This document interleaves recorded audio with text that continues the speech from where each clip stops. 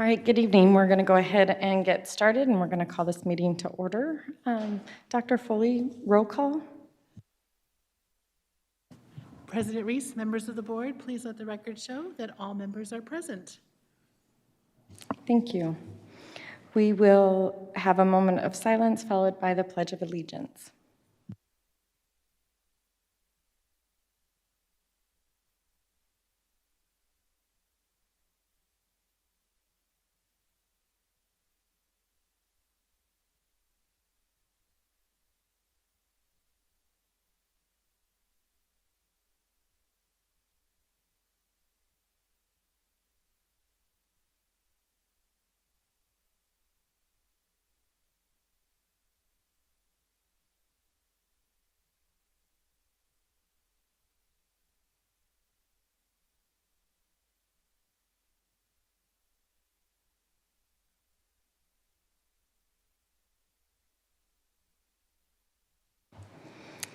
All right, we're going to go on, and I move that we approve the agenda.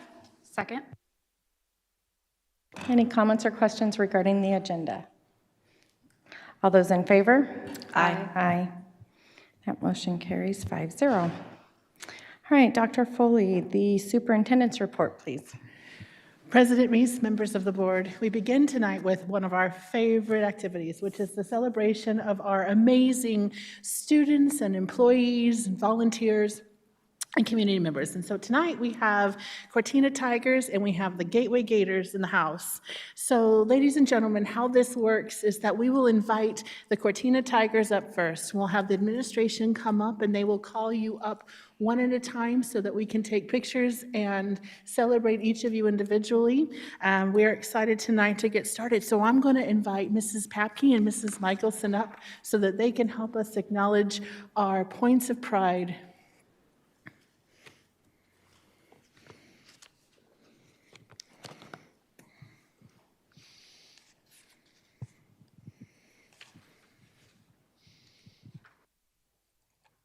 Do I just stand right here? Right in front and center. Good evening, everyone. Madam President, members of the board, cabinet. This is always one of my favorite things to do. I'm Mrs. Papke. I'm the principal at Cortina. And one of the best parts of my job is being able to honor and recognize the great things that our people do. So it is with great pride that I begin with our certified staff member, Dr. Sophia Patterson.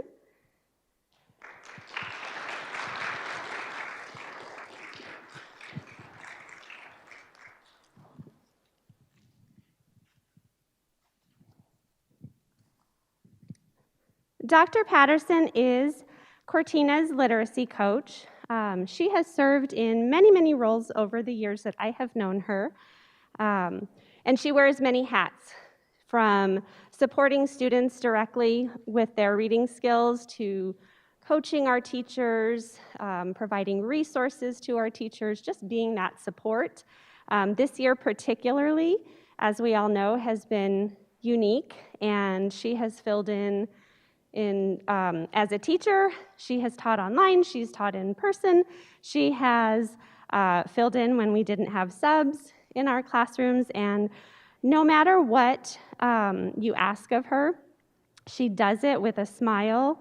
She is just that go-to person. She has so many amazing qualities about her, and I appreciate her level of professionalism. Whatever she does it with great quality and just with the utmost interest of our students and our school. So thank you, Sophia, for everything that you do.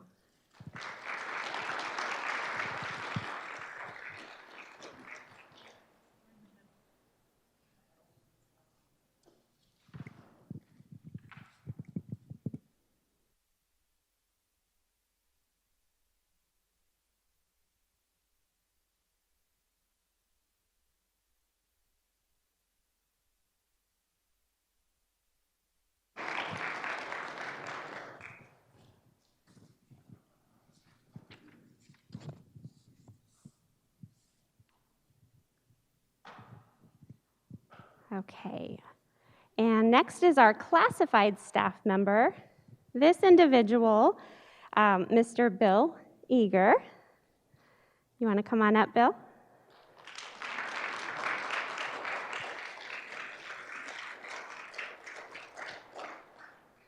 He is known as Mr. Bill on our campus. Mr. Bill came to us almost a year ago. And his first day, he came to a campus that was completely deserted because we had gone remote and we were not in session. And this fella has just done an incredible job since he's been at Cortina as our plant foreman. Things have just been noticeably different. He goes above and beyond to make sure that our campus is safe, that it is clean, that things are done with care, and whatever is asked of him, he's right there with a smile and a joke, and he just brings joy to everybody that he meets. Our students absolutely love him. You walk into the cafeteria, and he's just having a grand old time. The kids are excited to see him every day, and we just appreciate everything that he does. So thank you, Mr. Bill.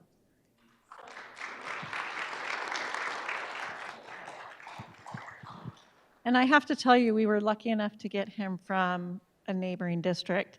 And right after we had hired him, I received a knock on my door from a child that was very angry with Mrs. Michelson because we had taken the Mr. Bill. So when she says the kids love him, he is amazing with them. So thank you. Thank you.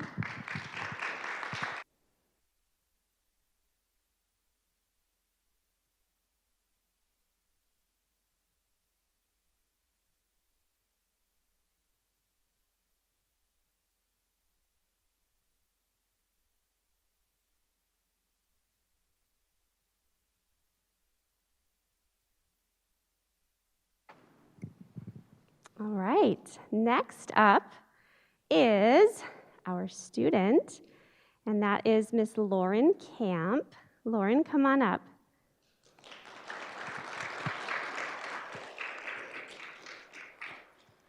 So Lauren is a fourth grade student at Cortina, and Lauren is the type of student who she embodies all of the character traits that you would imagine in a student that you'd want at your school.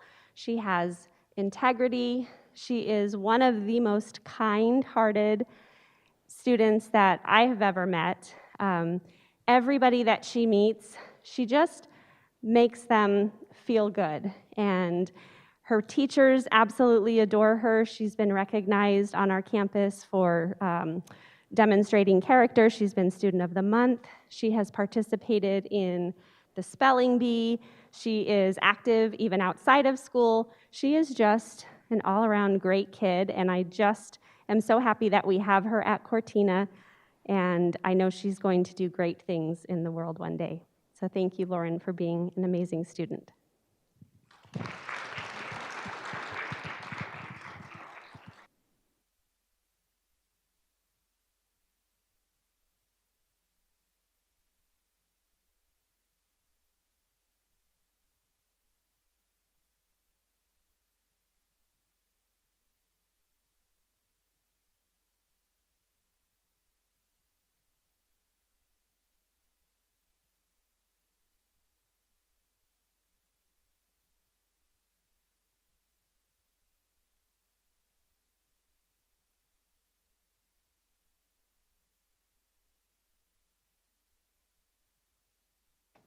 Okay, and our final recognition is for our volunteer, Mrs. Dana Whitbeck. Dana, come on up.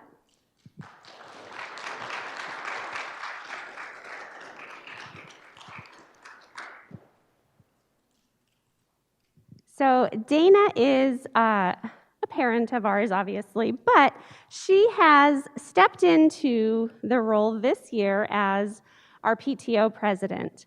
And she came in during a time of just uncertainty with, everything that was going on with how school opened and how are we going to do events and how are we going to raise money for our school and support our teachers. And she just came in with the most positive attitude. She works so collaboratively with me and with Mrs. Michelson, with our teachers. She wants to do what is best for our school. She seeks input to make sure that the needs of the teachers and the students are being met in the best way possible. And we are just so, so grateful for her. So thank you, Dana, for being an amazing parent and our amazing PTO president.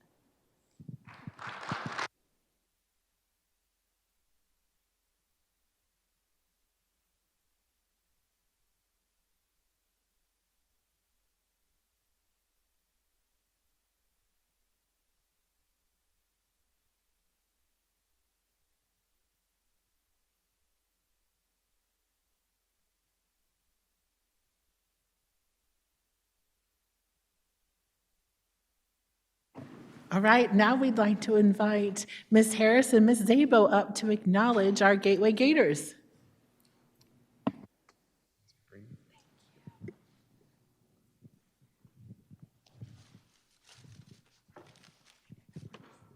All right, Madam President and board members and Dr. Foley, thank you so much for having Mrs. Zabo and I. And we're so excited to celebrate. We don't get to do this often, so we're so excited, even though our members, I think, are a little nervous to come up. Everybody has to come up, okay? So first, we're going to start with Miss Kylie Myers, who is our 4th grade teacher.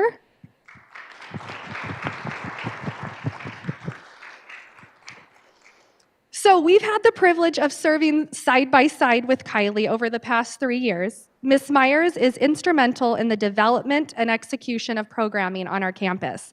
She has the tenacity to see through any task, the focus to follow up on every detail, and the compassion to make sure every student, colleague, and family feel valued. Over these years, I have witnessed Ms. Myers' incredible growth in leadership. Not only Kylie is a strong educator, but she's a wonderful person, and we just love her from the bottom of our heart. She actively supports her teammates and other campus staff for the betterment of our students. She is a positive person who is receptive to feedback, shares her ideas, and contributes to the growth of our learning community. Thank you for all that you do.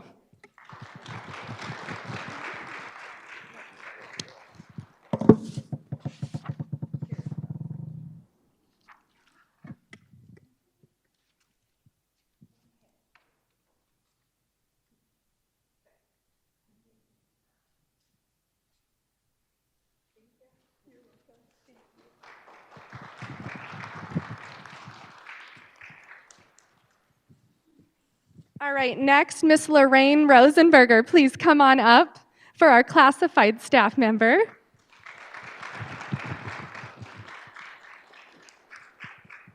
So if you guys come into Gateway, this is the face of Gateway Point. Her smile, I will tell you, is the first thing that guests see when they arrive. She makes them feel welcome and assures our campus safety protocol is followed.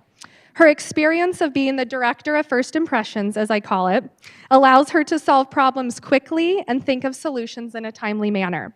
Her laughter is commonly heard throughout the day, and it's contagious when you come to the front office. Thank you for your loyalty to Gateway and making the front office transform into a magical wonderland for each holiday.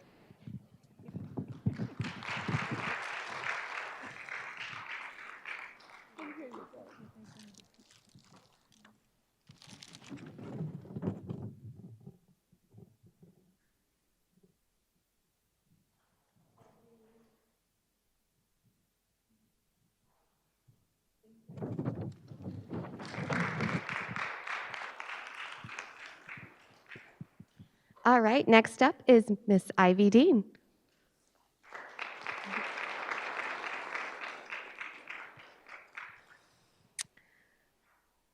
Ivy, we want to share with everyone how remarkable you are and how much you have stood out in class as a leader this year. You enter the classroom every day with a smile on your face and a genuine eagerness to learn. You have come so far with your growth in reading and math, and not only will you continue to do that, but you will soar in all areas of your life. You have determination to reach your goals, and you're always willing to help and lend a lending hand to other students on our campus. You are the first one to stand up for your friends and comfort them when they're having a bad day. And you try your absolute best, and you refuse to give up on any task that is put in front of you. It is that perseverance that is going to make sure that you achieve great things in life. You are all around an amazing student, and we are so very proud of you.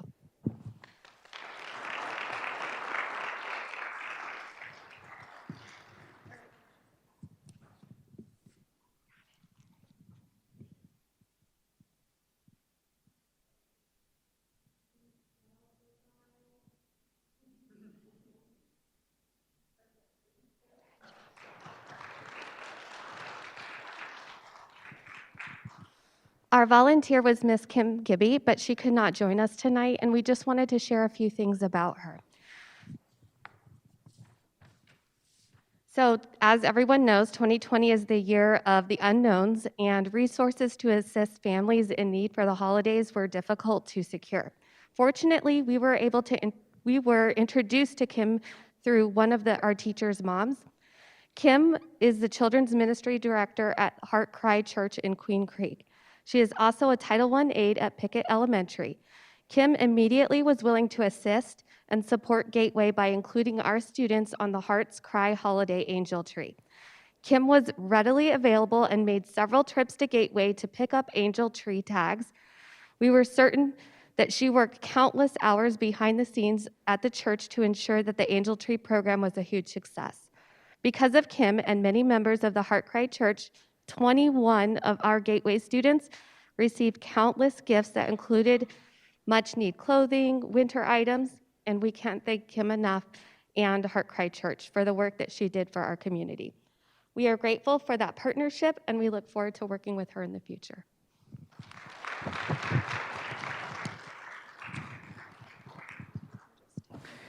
We want to thank our administrators and our Points of Pride recognees tonight. And at this point, we always say you are more than welcome to stay for the whole meeting. However, we also realize you have school tomorrow. And if you would like to leave at this time, we want you to feel welcome to do so.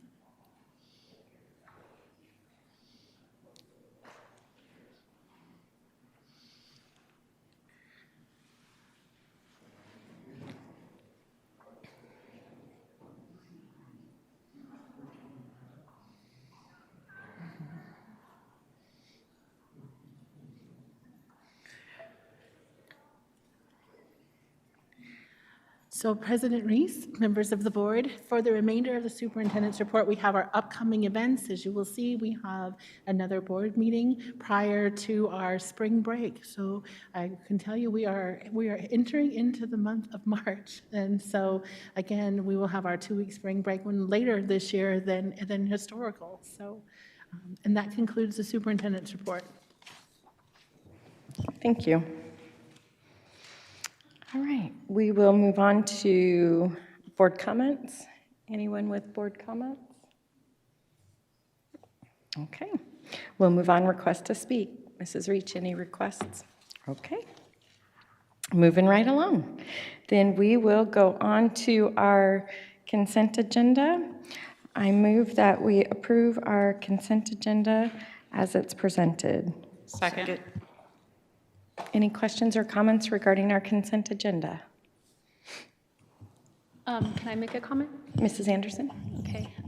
For the change that's coming on for Mr. Dolan, I just wanted to share a note that I had received a couple years ago from a parent of a child at Sossaman. And she went on to say, as a Sossaman parent, I can attest we love, and that's all caps, Dolan. and the teachers adore him. They feel totally respected and supported, and he has their loyalty big time. Even the kids love Dolan. He demands respect and accountability, but he is the first to give it. It makes all the difference to have such a great leader.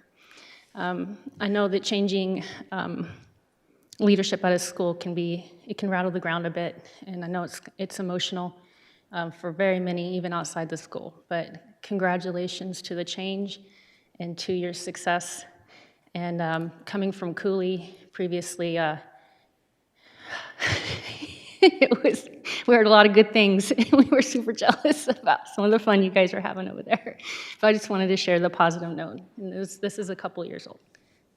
Thank you. Any other questions or comments? All right. All those in favor? Aye. That motion carries 5-0. Dr. Foley, would you like to announce what we just approved? Yes, I would. President Reese, thank you, members of the board.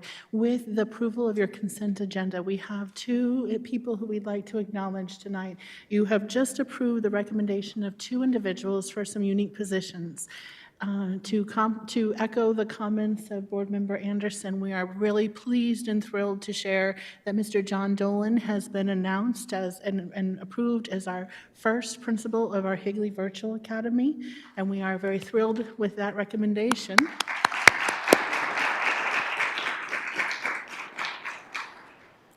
We are also very proud to share that Mr. James Walker has been approved as our Director of our Student Services and our Title IX Director. And so we are also very pleased and proud of his recognition and approval for tonight for this position.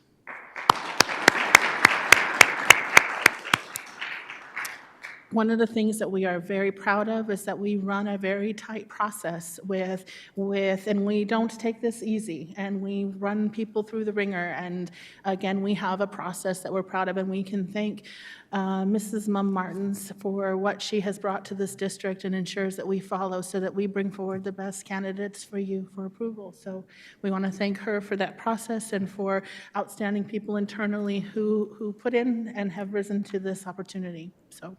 Thank you, Dr. Foley, and Mrs. Martins as well for providing us with such high-quality candidates. I know that wasn't, always the case, and I thank you for that. I echo what you said, Mrs. Anderson, that I know the Sossaman community is going to be hurting a little bit, but I also know that Mr. Dolan, of all people, will help them through that. So thank you for that, Mr. Dolan. And I think of all the positions that I have probably harped Dr. Foley on was probably Mr. Walker's. It takes a special person, and so we're thankful for you. And I wish you all the best, and I know you'll be welcomed on our campuses in those times of crisis when it counts the most. And so I appreciate that. I agree. Congratulations, you guys. Mr. Dolan, you got some work cut out for you. We started it, kind of, and so we're excited to have one person over it, and I'm sure that you're going to do a fabulous job. And just like Mrs. Kaler said, Mr. Walker, that's a very important position. I'm excited to have you come into that, and I'm excited about you joining the district office team. They're working very well together, and you'll have lots of support, and we're really excited for both of you for taking this next step, and it's always exciting when we can have someone internally step up and take that next step. So I'm excited for both of you. You're going to have some work, and but you'll have a lot of people here to help and support you, so congratulations. President Reese, thank you so much for you guys to both be stepping into these roles, and I think there's going to be some big shoes to fill in the South, so good luck again, Mrs. Martins, for another now to backfill those positions, because I think both of these gentlemen really did make big shoes to fill, and that's going to be a hard position, and I know that they'll do a great job helping you transition their predecessor into that role. So thank you.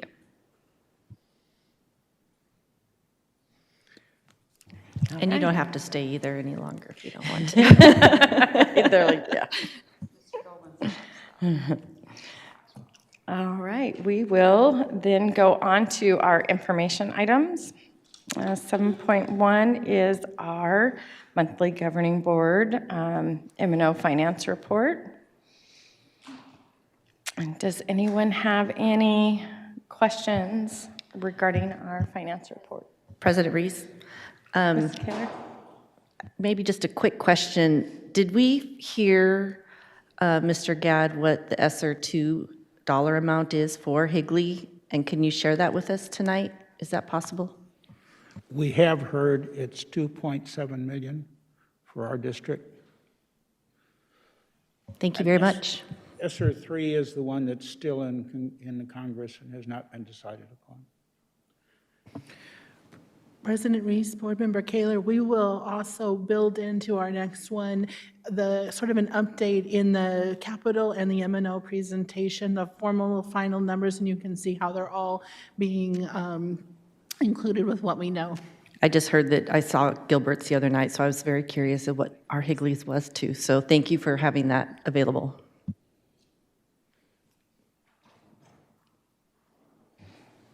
All right, if no other questions regarding our monthly report, we will go on to our technology device update.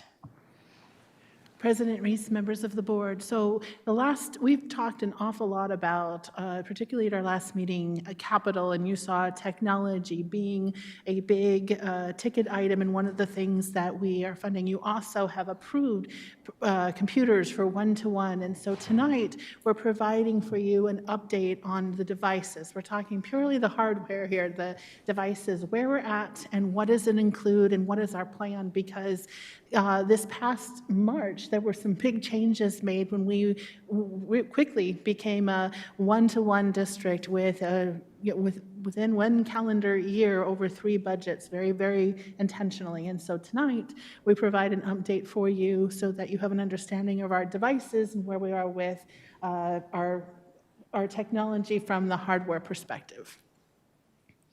And Robert Trope is going to provide a little update, and we'll also, Mr. Lotzenheiser and myself, or Mr. Gadd will help answer questions as they arise. Thank you, Dr. Foley. Good evening, President Reese, Vice President Wilson, members of the board. I'm here to talk to you this evening about a technology device update. On our topics agenda today, we're talking about the one-to-one initiative, where we are with it, where we've been, and when will it be completed. Talk about the school refresh for teacher technologies that has already been completed. We'll talk about additional technology upgrades and some future upgrades. And lastly, we'll talk about the proposed student and staff technology refresh plan for the next 5 years and the funding requested to be able to implement it. On this next slide, it talks about our one-to-one initiative. So we originally had plans to deploy the one-to-one at all the schools over the next couple of years. We had to accelerate that implementation due to COVID and remote learning. So because of that acceleration, we were able to deploy one-to-one at all of the high schools, the middle schools, and on the elementary side, Coronado, Gateway Point, and Power Ranch. And going back on the high schools and the middle schools, those devices the students take home with them each day, they're assigned to them in Destiny, and then they bring them back charged, and they can do their curriculum from home, and they can do their curriculum at school. And then at the elementary schools, and right now Coronado, Gateway, and Power, those devices are in the classroom, and so they're one-to-one, and there's enough devices for each student in those classrooms, and they're in carts. And it's not the carts usually have 36 in them. It's the amount of students that are in the class, and that makes it one-to-one for them. And then all of the student devices are cloud-based, meaning they are in Microsoft's Azure cloud, meaning that students can log in from anywhere, from home, from the school, from Starbucks, their friend's house, anywhere, and they can access all of their curriculum resources. And the students are leveraging Microsoft Office 365. And they're using that for their email, for Teams, for their file storage, collaboration with their teacher. And so IT, we use an MDM solution called Microsoft Intune. And with that solution, we're able to manage the devices that are deployed, all of them, from anywhere. And we can push applications out to them, settings, policies, controls, procedures. And that allows us to be able to manage them anywhere.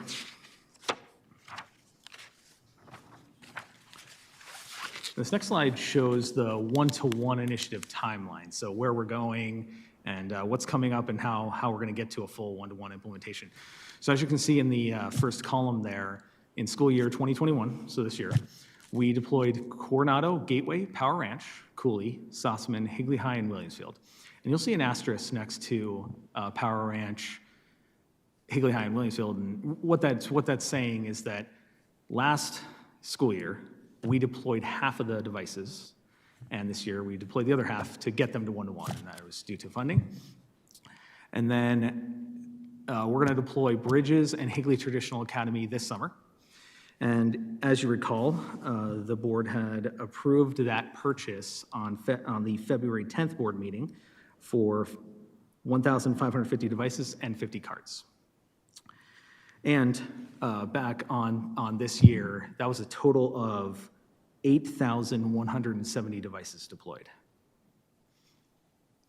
And then going into the next school year, 2021-2022, if the board approves an agenda item that we send to them for Centennial, Chaparral, Cortina, and Santan, at around an estimated cost of $1.8 million for the rest of the 3,450 devices and 140 carts.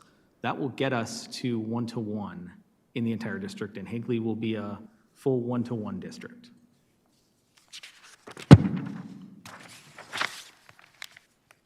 So on this next slide, we're going a little back a little bit, but this is the teacher refresh that we have deployed.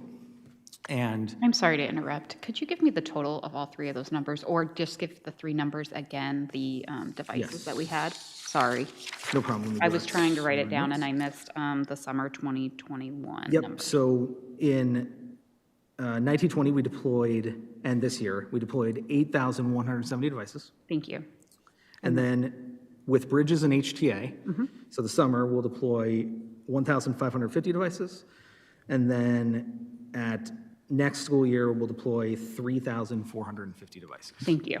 Thank you for that. President Reese, members of the board, one of the things to note is that we place the order, but there is a substantial back order, so it takes an awful long time to get devices in, and so hence the time from the time we put the order in, receive them, it can be quite a chunk of time.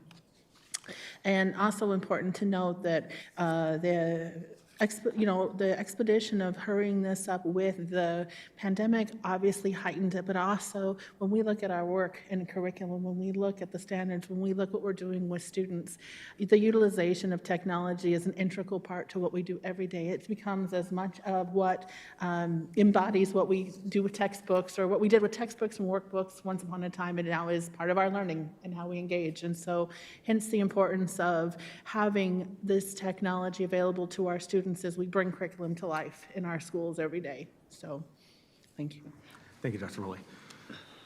And on this slide, this is the teacher and staff refresh that we've deployed over 5 years. Now, this chart is only showing this year and last year, but a little history if you don't know. We had deployed a previously approved refresh plan over 5 years, and this year is the completion of that 5-year refresh. And that, on this slide, is showing the staff and the teacher technology. And at those schools, it's teacher laptops, display panels or projectors, phones, printers, administrator desktops, and copiers. And those are the schools listed on there that got that for the last 2 years.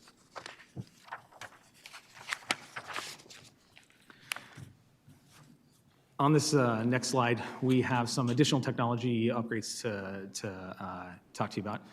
We instituted all-day help desk And the hours for those are Monday through Friday, 6 a.m. to 5 p.m., to assist with the students who are also remote learning. We upgraded the district internet connection from 5 gig to 10 gig, and we deployed new cybersecurity software from CrowdStrike, 24/7 monitoring service, in response to the ransomware attack that happened in 2019. And we are upgrading the wireless at both the middle schools. And two things for the future, we're looking at upgrading the district phone system, and that's the phone system that has incoming and outgoing phone calls that are the classroom phones that are on the teachers' desks. And then looking at replacing the intercom systems at Coronado and HTA. They're about 18 years old, and it's time to get a replacement. Is that the phone system that we just keep getting the emails about going down?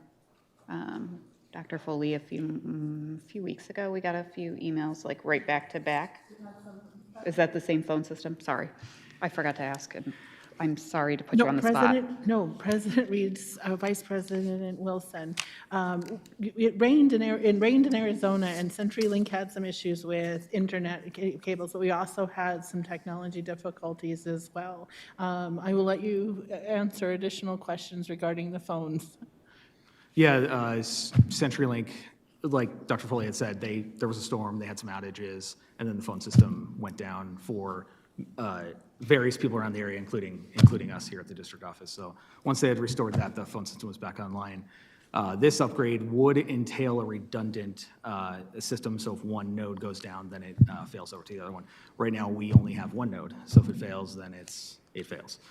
So that's also the plan. Thank you for the reminder on that. Thank you. I'm sorry to put you on the spot. Can I ask a question? I'm sorry to interrupt. The help desk, seeing a lot of posts on social media has to do with a lot of the challenges that happen after school with getting into certain programs or can't access and didn't see and find. Is that something that they would call for that? Because you mentioned it's like work hours, is that correct? Absolutely, and the help desk staff are there to help during those hours, and they answer teachers who are remote, students who are remote, and the parents assisting the students. So anyone can call in to that number. We sent out that number for them, but we're happy to provide it again if needed. Okay. That's the number they can call and get assistance from our help desk staff. Didn't I hear you say till 9 p.m.? No, it's actually 5 p.m. Thank you. yes.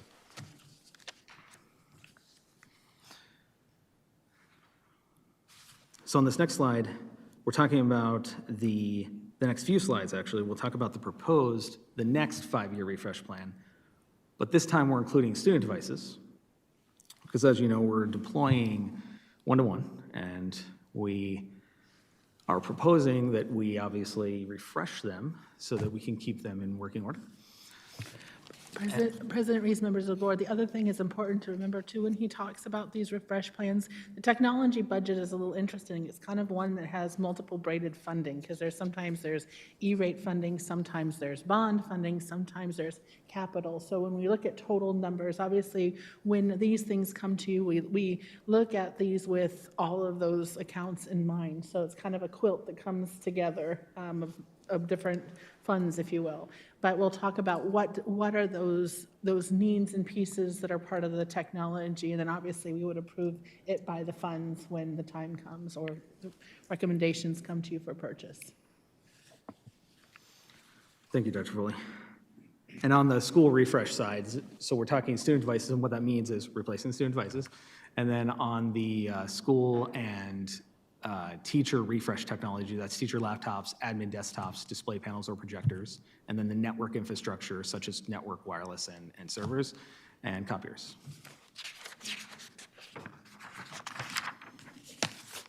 And this next slide here, we're going to break down the school years and what schools are getting student device replacements, refreshes, and teacher device replacements and the estimated cost. So in school year 2022-2023, Power Ranch, Higley High, and Williamsfield are getting replacement devices for the students. And you'll notice that it's a little less than 4 years. So apologies, I didn't say this in my last part, is that the student refresh is 4 years and the staff refresh is 5 years. But in 2022, 2023, the student refresh is actually slightly less than 4 years due to the fact that we want to bring those devices in line because we did half 1 year and half the other. In addition, having devices available as a stockpile to swap out for devices that are having issues, and having some available for the HVA school. On the next column, it's the school refresh for 2022-2023, and that's Cortina, Gateway, and Santan. And that's an estimated cost of $3.75 million for both those refreshes together. And then in school year 2023-2024, we have Coronado, Gateway, Cooley, and Sussman for student devices. And then teacher devices, we have Coronado, Higley Traditional Academy, and Williamsfield at $3.325 million. And student devices for Bridges, Higley Traditional Academy. You'll notice now that that's the 4 years from now going into that refresh during that school year. And then the teacher technology at Chaparral, Power Ranch, and Higley High at $2.49 million. And then on the next slide, it shows the last 2 years of the proposed 5-year refresh plan, and the student devices at Centennial, Chaparral, Cortina, and Santan, and at the teacher technology at the preschools, Centennial, Cooley, and Sussman, at $2.47 million. And then the last year of the proposed refresh plan, we have, and that brings it to the 5th year for the teacher technology, and that's Power Ranch, Higley High, Williamsfield, and then the teacher technology Bridges in the district office for $3.75 million.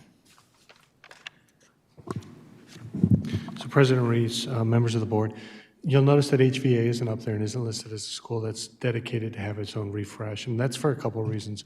One of them is we're anticipating our students that are filling HVA are already members in our district for the most part, so their computer will come from the school they came from, and so that's where that allocation goes. We're not going to set aside a significant number just for them because they're already going to have one, and so we'll just reallocate them within our system so that they'll be listed as an HVA computer and not, for instance, a Williamsfield computer or a Higley High computer.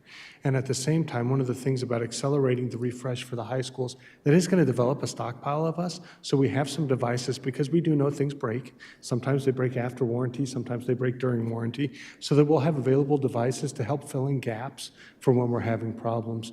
One thing that we know in our research is that the wear and tear on the device at the high school and middle school is quite more significant than it is at the elementary schools as they're taking it home, and who knows what happens with it then. And so that is one thing that we are prepared for that Higley Virtual Academy. And I think it also gives us time to truly know the scope and size, because we don't know that right now.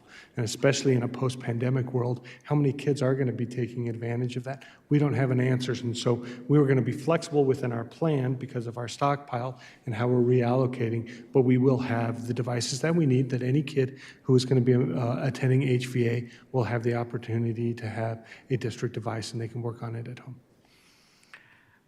President Reese, members of the board, one of the things that we learn with one-to-one plans is that devices somewhat become consumable because they become used. They become part of an engagement of what we do every day, and that's an essential part, because a lot of curriculums, as you know, are becoming electronic, and one of the ways we provide intervention is because we have electronic resources that allow us to differentiate for the needs of students. And so obviously the ability to continue to replenish and refresh, and those that still have good life become the backup when you accidentally drop it. That way you don't go without, because truly as we utilize the technology and the curriculum the way it's intended, the utilization of the device is essential, and it's going to continue to be more so. And I think one of the things that we've talked about too is that while the pandemic we evolve from this, we learned some things through this, and the utilization of how we use technology is important, and it will continue to be. In fact, Canvas and our learning management platforms will be one of the ways we continue building on learning, and so this is something that is Sort of the next part of, an important part of figuring out curriculum and resources, which again, we'll talk about another time, we're truly talking devices, but this just goes to show how important it is to plan for not only the hardware in the classroom, but also those devices for learning. I'm glad you said that because that was something that was concerned, like with the iPads. They were neat to have, and it was a good resource if you knew how to use and had the software to utilize it with. But I'm glad that you're forward thinking that that you're going to look into some software for the teachers to use, because then you don't have the buy-in. And then that leads to my next question. If you don't have the buy-in from the kids, you're not going to take care of the devices. So what challenges, and I apologize for not saying this earlier, but what challenges have y'all seen so far with these devices going out? President Reese, Board Member Wilson, one of the things we've actually learned is that when students get the devices checked out to them, they actually take better care of them than when we just randomly have devices that you don't have ownership for. That tends to be actually one of the things that we have learned as a team of educators across the East Valley, as different districts did one-to-one rollout, is that the ownership of something that, or the responsibility of it, this is checked out to you, you need to keep tracking your device. In fact, we were just talking the other day that one of the things we're going to work with Juan in the warehouse on, or we have barcodes, obviously, with the way that we check it out to our students. We're going to get some that actually allow us to put their names on it. So because we do have students who accidentally leave it in their student union or in a classroom, and that way, without even scanning it, we know who it belongs to and how to get it back to. Coming with your devices charged is one of the things that is a new thing that you have to, it's a routine, and then it's an expectation. And you'll see charging stations, device charging areas and spaces and places at the secondary level become more important. But the ownership piece is a big one for that. Now, we have had some lost, we have had some stolen, we have had some broken, hence the importance of having the warranty pieces for them during the time they have that there. And I will let Robert speak more to the specifics of that. We have had that, but when you look at the amount of students who have devices and how long they have them and are using them, the loss return is nowhere near, it's the value of having them far outweighs the few that we have issues with. Thank you, Dr. Foley. Yeah, the specific devices that we see, Member Anderson, is that cracked screens, keyboard, or keys like peeled away from the keyboard. We have a warranty on that. It'll cover accidental damage, things like cracked screens and keyboards. And then there's a warranty for mechanical issues that need to be replaced. Right now, that warranty is 5 years on the current devices that we are ordering, and they'll cover that. It does not cover loss or theft, unfortunately. So. President Reese. There's not a lot of great things we can say about COVID, but this is something great that came out of COVID, because I think several of us on this board have been screaming from the hills, one-to-one. Why aren't we one-to-one? We're Higley, we're not even like the biggest district, and we can do this, we can do this. And so thank you for all the hard work, finance department, everybody working together to make this happen for our students. It is very welcomed and very much needed. And I appreciate you thoughtfully putting a plan together and spacing them out, knowing what we need when we need it, so that we can work with finance and make sure, like you said, we're coming on the tail end of our refresh of some of our sites and things like that. So, I mean, we started that process, but thank you for including student devices. Everyone knows once you get a computer, laptop, whatever, by the time you get to know it, it's out of date. And so keeping that in mind, I mean, we used our iPads, and they were, like you said, they were great, and if you knew Apple products and things like that, but we really used them. We used them way too long, and where it wouldn't serve some any longer. So I appreciate you thinking about that, having a plan, having it documented so that we know what we're looking at. We know when these are going to be coming to us for approval, and we know why and how much. And granted, prices can change and they're estimates, but it gives us something that we know is coming. So I appreciate you taking that time. I'm sure it took a lot of time to figure out and how we're going to do it. So thank you for planning ahead. Thank you, President Reese. I have a question. I apologize if I missed this, but what would our percentage of stockpile be that we would have for new students and damage? It'd be about, right now, because of the high school, and after we bring those in, we'll have about 20% of the devices. It's going to go down as we shuffle devices down to schools, but we'll start with about 20% stock. We'd like to stay at 10%. Thank you. President Reese, members of the board, you'll notice that in his refresh plan, the schools that start are the one that have the asterisks. It sort of had some devices there. So again, they finished that set, but it goes to show that would be the perfect switch out so that you have that backup, and you're always having the newer set ready to go for that back stock if needed. And again, we have found that, and even in the elementary grades, going to your question, Board Member Anderson, one of the things the administrators have learned is even the students know in their little carts which ones are theirs, and they take pride in it, and they take care of it. It's important that they have that rather than shuffling and shifting between multiple classes, and you never know who had your device last. That it matters. There's a little pride in that. So I think that's an important piece about having that one-to-one, and there is accountability for those that your device that you're using. President Reese. Mrs. Wilson? I just had a quick question.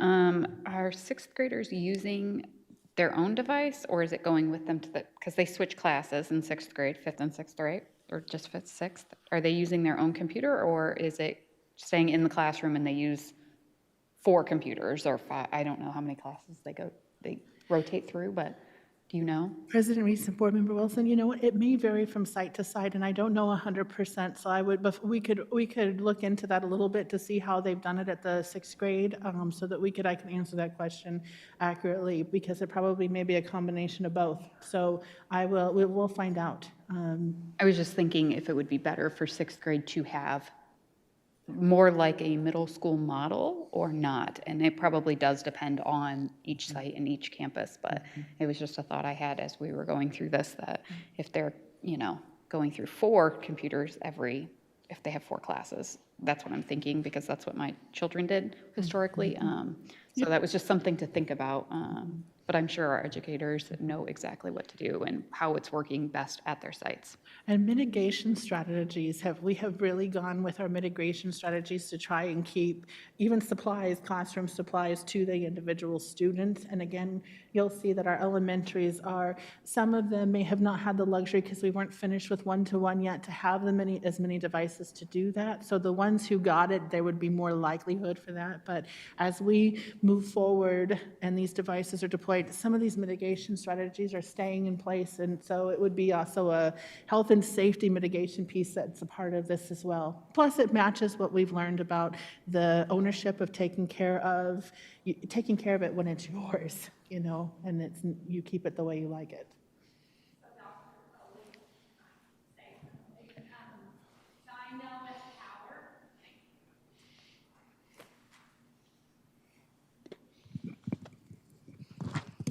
President Reese, members of the board, I know at Power they sign them out at the beginning of the day because they've been one-to-one.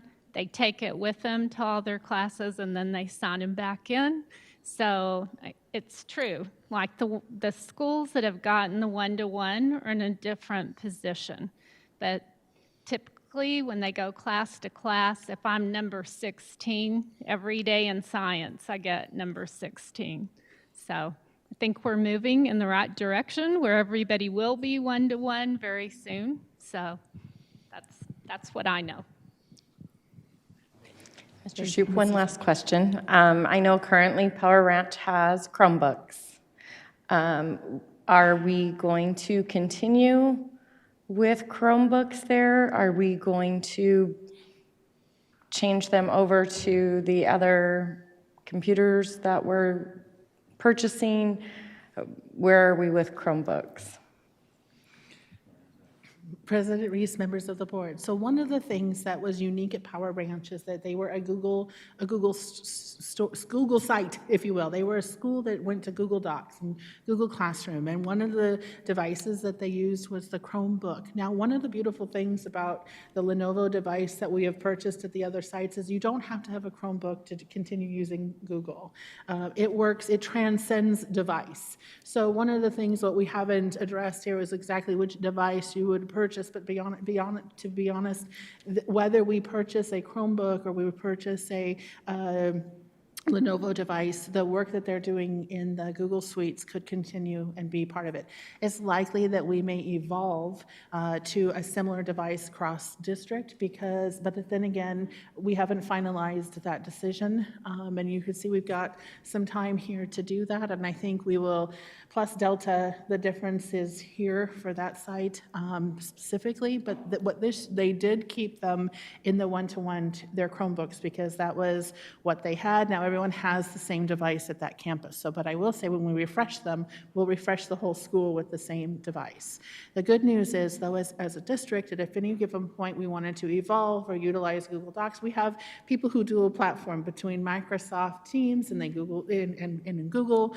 Regardless of the device, you can play in both worlds, and our devices work, which is really important.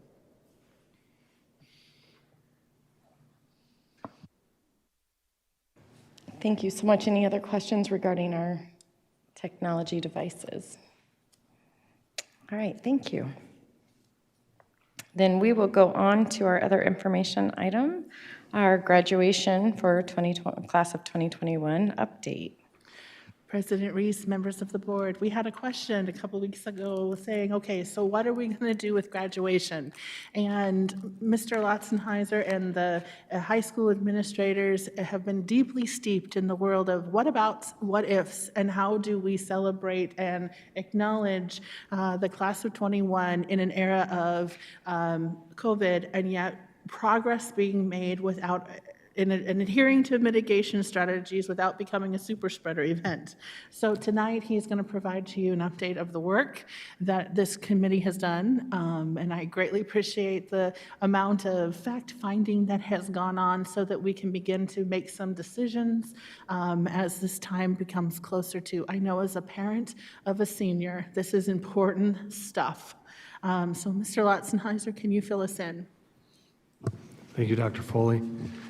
President Reese, members of the board, yes, we know how important graduation is, especially for the class of 2021, who's had two kind of crazy years, or ends of years as we're moving forward. And so tonight what we're going to talk about is a little where we're at in the entire process. Our goal is to provide something memorable and great for our kids and for our families. We know this is such a milestone event, and please understand that all of our decisions we're making is with the utmost goal to have the best experience for our students and our families as possible. Some of the things that we've done before aren't going to be allowed to have happened. We've researched alternatives, and we're going to try to, once again, provide a great opportunity for our families and for our students.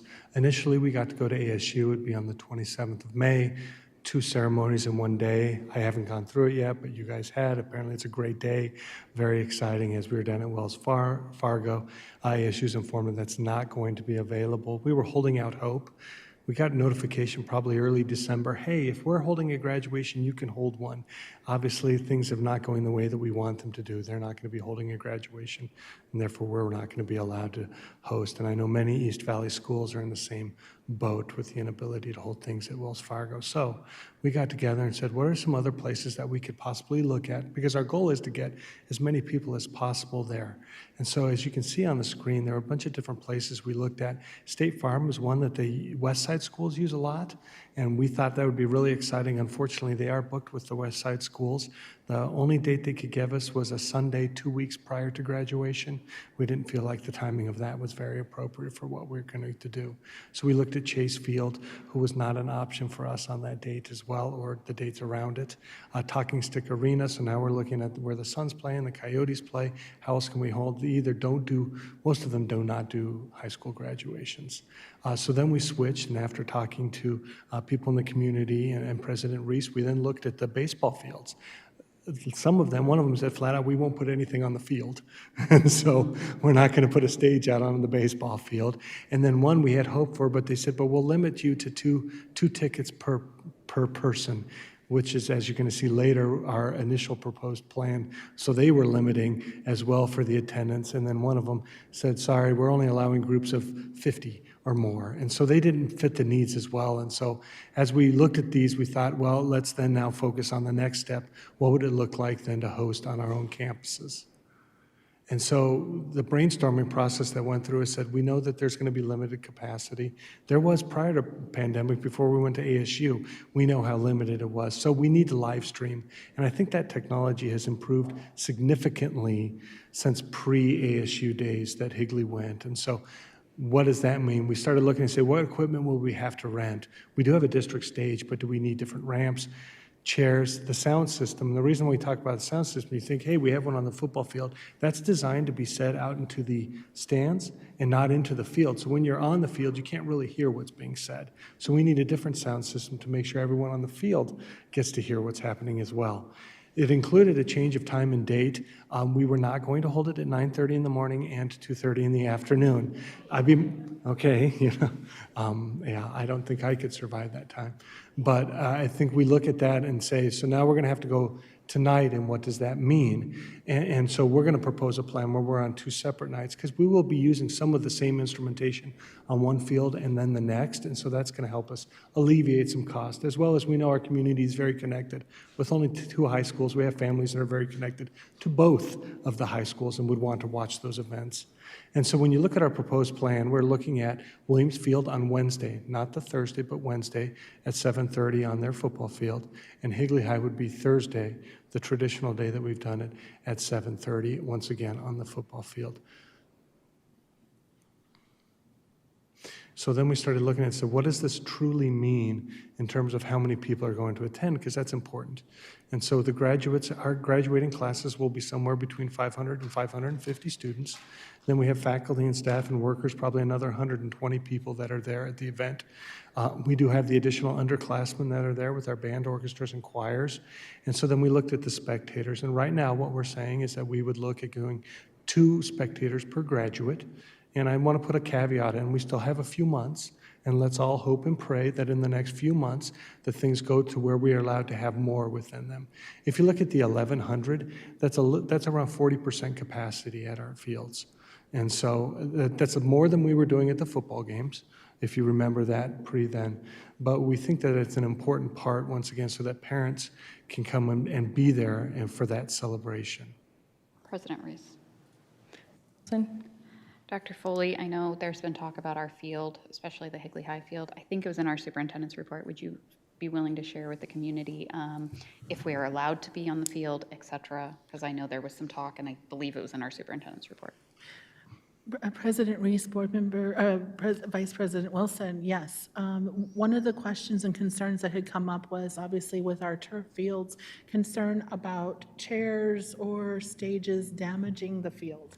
So one of the things, once we heard that concern that was brought to us, and thank you for sharing those concerns, we worked with Dr. Fowler, who worked with the provider of those to provide to us in writing, and we have it in writing that it will not violate a warranty or cause damage, that we will be able to use our fields for this purpose, that shouldn't be an issue. So we did get it in writing from the vendor for the turfs that it is okay to use them for this purpose, and any guidance that we need. We're also careful about the kind of chairs that you order or that you rent so that it's appropriate for not potentially causing damage to a turf field. So the good news is we do have it in writing that this is an okay thing and will not harm or hurt or violate a warranty. And on that, it's a good reminder to our ladies to not wear spike heels on that day, because having it at ASU over the past couple years, you know, a hard floor, they could wear whatever shoes they want, but I've seen the ladies struggle on the field, so that will be another reminder maybe as it gets closer. Wedges are great. President Reese, and Member Kaler, absolutely, that is going to be an important thing to acknowledge and remember, so thank you for that point. Yes, thank you. I would not have thought of that. So if we'll go ahead and go on to the next slide.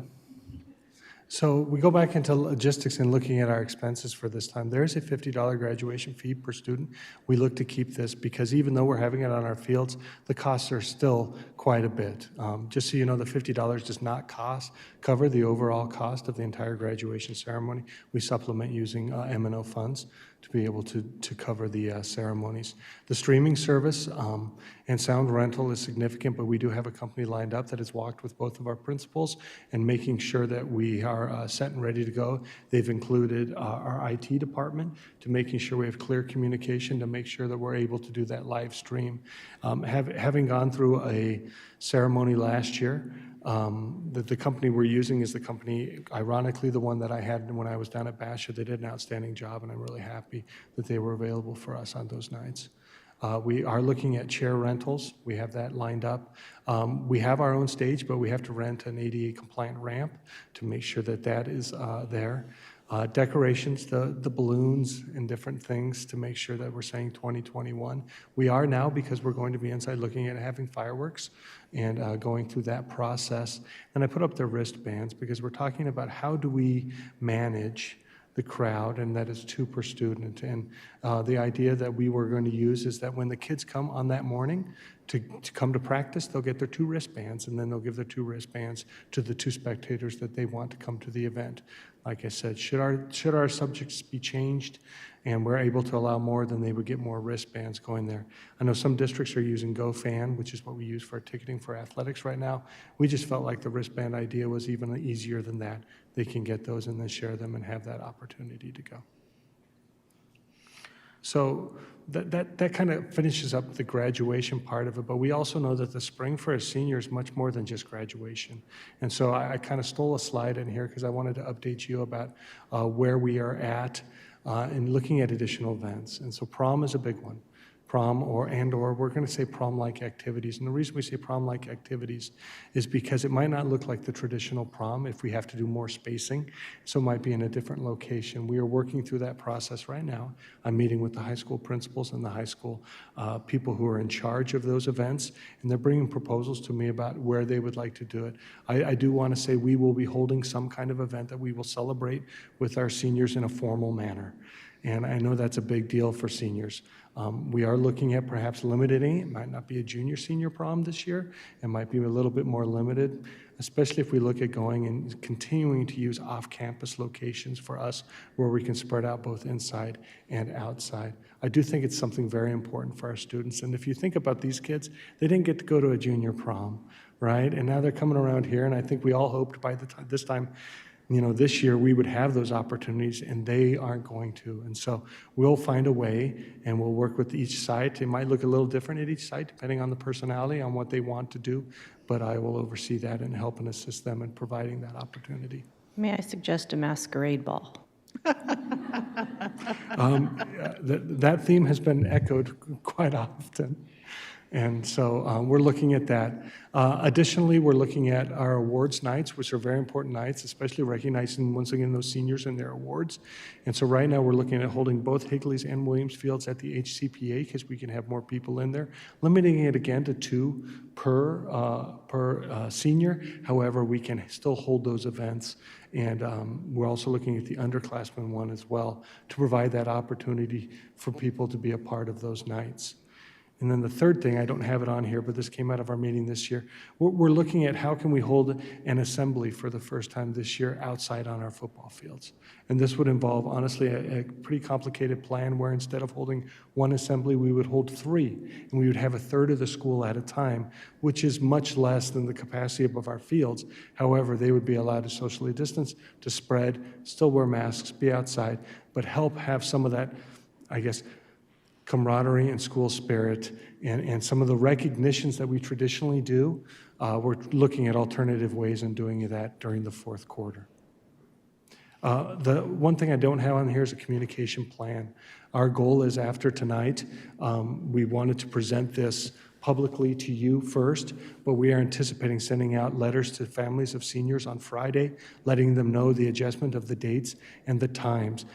We don't have all the specific logistics done yet, but we can tell them date and time so families can prepare for that, and I hope they would appreciate that. As a fellow senior mother, we want to get our announcements done, so I know they will appreciate having that information. Thank you for this. Thank you for getting the information out. It will be bittersweet for some that don't like going to graduation, and then those that really want to make it.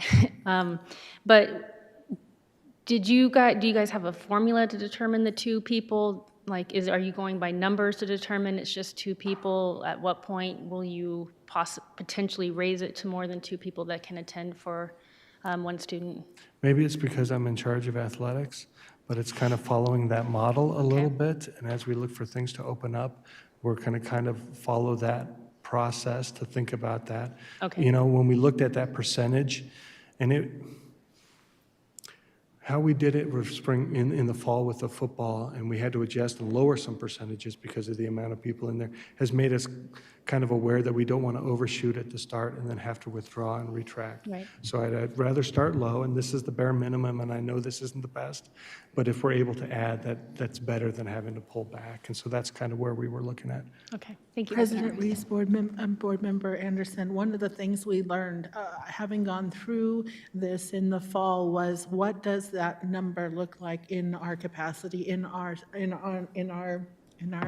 facilities, if you will. And you saw that we went large and then had to scale back because of how tight the seating was in our facilities. And so this is even higher than our when we kind of cut back. This is leaning more toward before we started cutting back. So this is still going to be more crowded than this will still feel more crowded with the numbers that we have right now. Again, we are all hopeful that as numbers continue to trend in the right direction, but we're also trying to be really careful and acknowledge our mitigation strategies so that we ensure that we're providing a safe opportunity for everybody.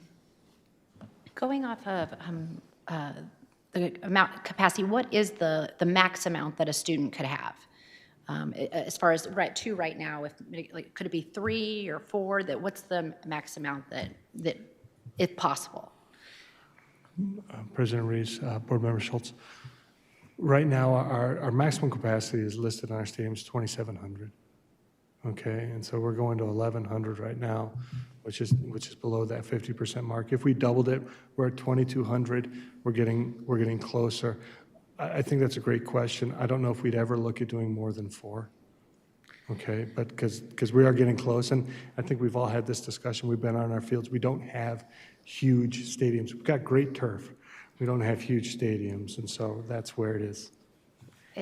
2 people is amazing, because I know across the country there are many students that won't get to celebrate like this, and it's wonderful that you've been able to put it together. Yep.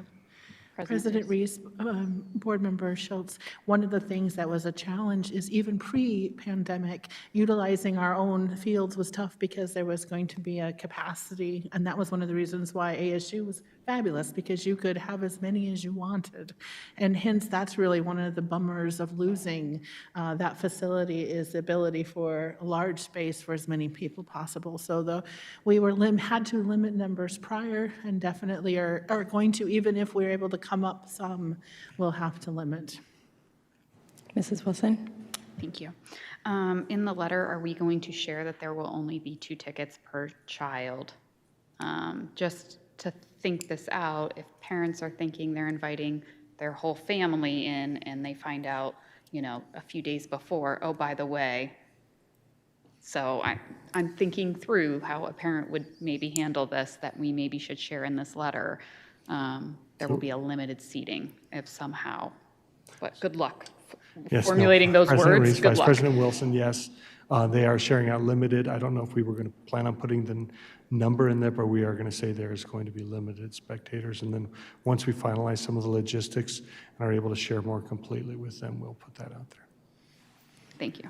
The communication will definitely include the fact that because it's held, there was already going to have to be a limit. There will not be the ability, and we will stress the fact that this is going to be live streamed so that any and everyone can have access to watching this in real time, live, who are not able to be with their family in the field.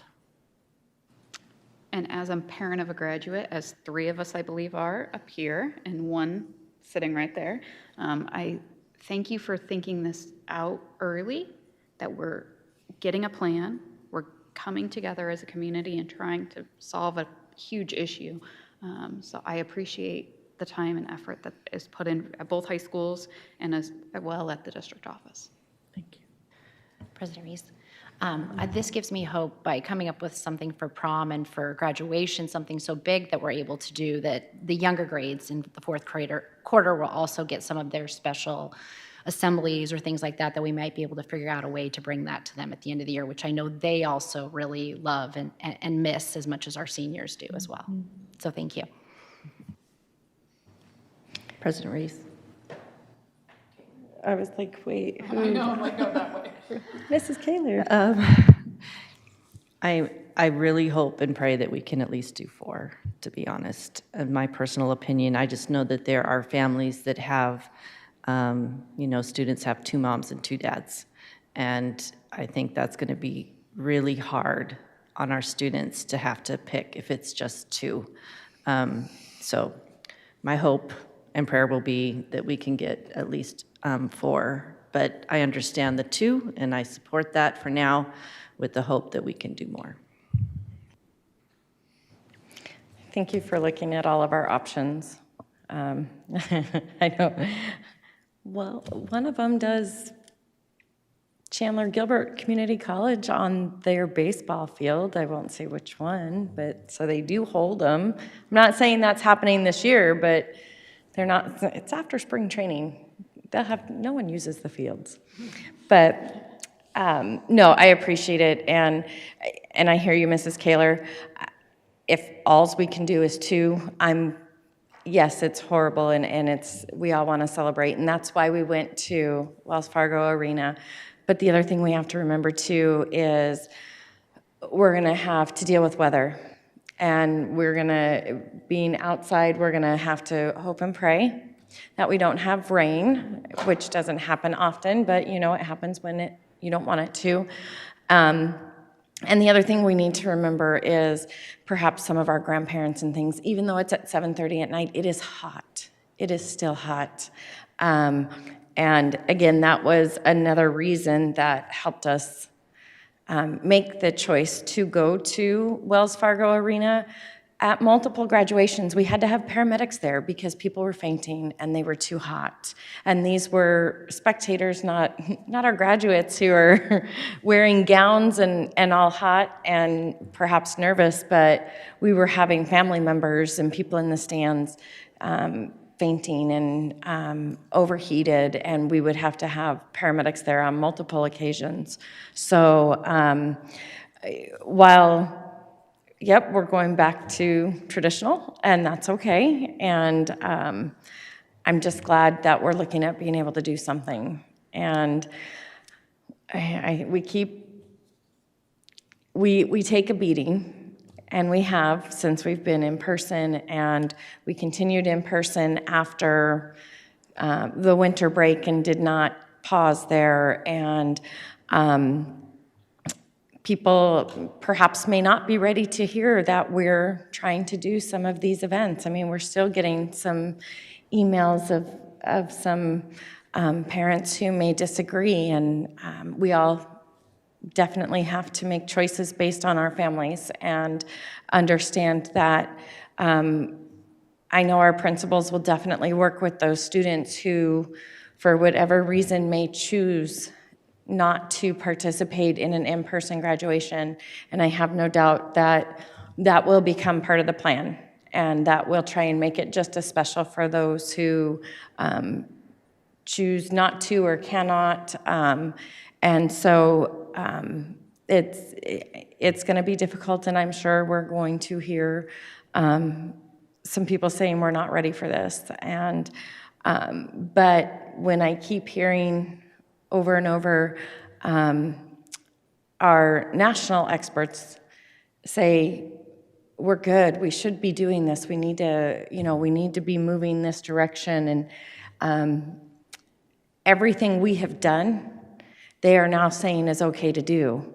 And it's not that they've waited to say they've actually looked at it, and it was safe for when we did that. So we potentially could be leading the way on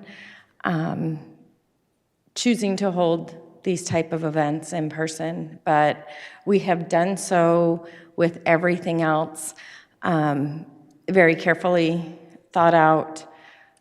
We've not wavered from our mitigation strategies.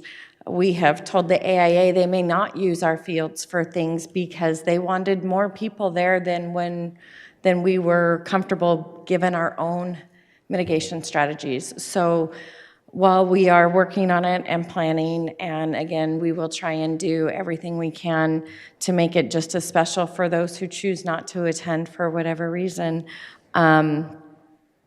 we will continue to do it with safety in mind for our students, our staff, and our community. So I hear you on the two, and I hear we have some very large families, and like you said, some have split households and multiple families. So, but I would be happy if we can at least have two. So, knowing that you guys feel we can do that safely is important. So, thank you for putting this all together, and we will keep moving and working with those sites. Mrs. Wilson? What is the expected date of Williamsfield Fieldhouse to be done? Because that is the bathroom, I think, for the field. Like we did at the football games, we rent porta-johns to come in, and so we will have restrooms available for the people that are there. I don't anticipate it being done at that time. Can we have the nice ones? There's nicer ones. There's really nice ones. Well, they had the nice ones at one time And at usually the football field. I'm just, the campus is also okay, open. perfect, okay, There's that's a little bathroom better. right by I'm just thinking that there is an sinks would be actual helpful. bathroom right Okay, by the thank you. gym. I just want to make sure that we were thinking I'm sorry, ahead that because wasn't the a question I field was house. prepared for, Mrs. Bennett. Okay, thank you. President Reese. Mrs. Anderson? Thank you for bringing up the students that may not choose to attend. That is definitely something to consider, especially with online students. Also, I heard, I wasn't there last year. I heard good things about a video that was made that really represented the students. Is that something that we can mirror or do something? I know we're short on time and it's a lot of work, but I heard it was very meaningful, not only to families but to students to have a video like that. And also, it sounds silly, and I don't know if it's possible, and forgive me if it, anyway, is it possible to have the fans or with the misters anywhere near or close by just to help with cooling? I know people, it's a little moist, but is that something to consider to rent? President Reese, Board Member Anderson, we'll have to check in on the renting of the misters. I don't have an answer for that one, so that's something we can look at.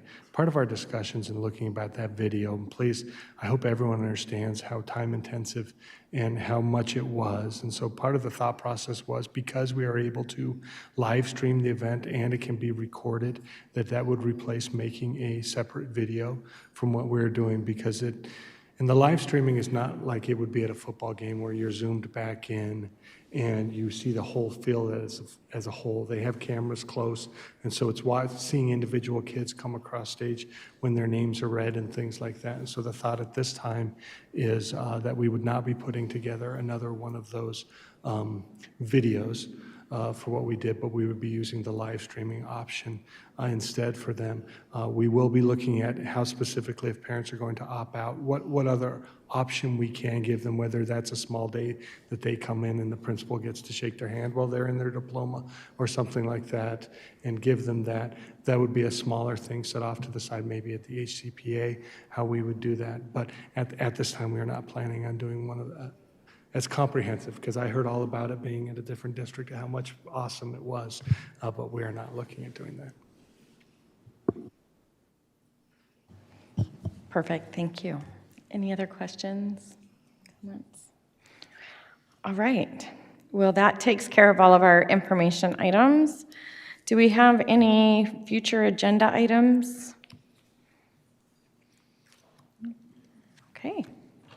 Then we will adjourn our regular meeting and go into our work study session, which we're here. So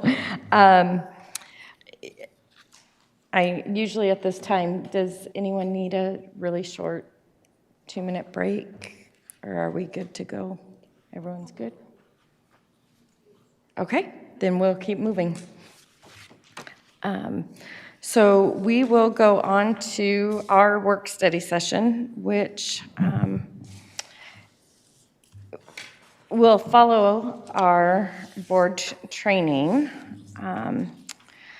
This year, our new board has attended 2 board training sessions from the ASBA, which has been extremely helpful, and those were held on January 16th and January 30th.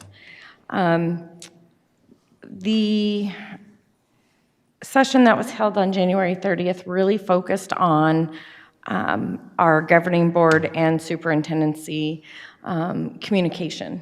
And so we had a lot of conversation in that training, and were presented some different tools and ideas. And so Dr. Foley is going to, she's wrapped up all that information that we all shared, our ASBA trainer shared, and then she was able also to go back to Cabinet, who were also on the call, and get their input, because we really do want this to be a collaborative effort. So Dr. Foley, if you want to go on to what you have created for us here. President Reese, members of the board, I have in front of you a folder, and so I want to kind of spread out. I want to tell you what you have in your folder and have you set it in front of you so that we can kind of walk through this together, and I can explain how we married the work we did together in one document. So in your folder, you have a couple things.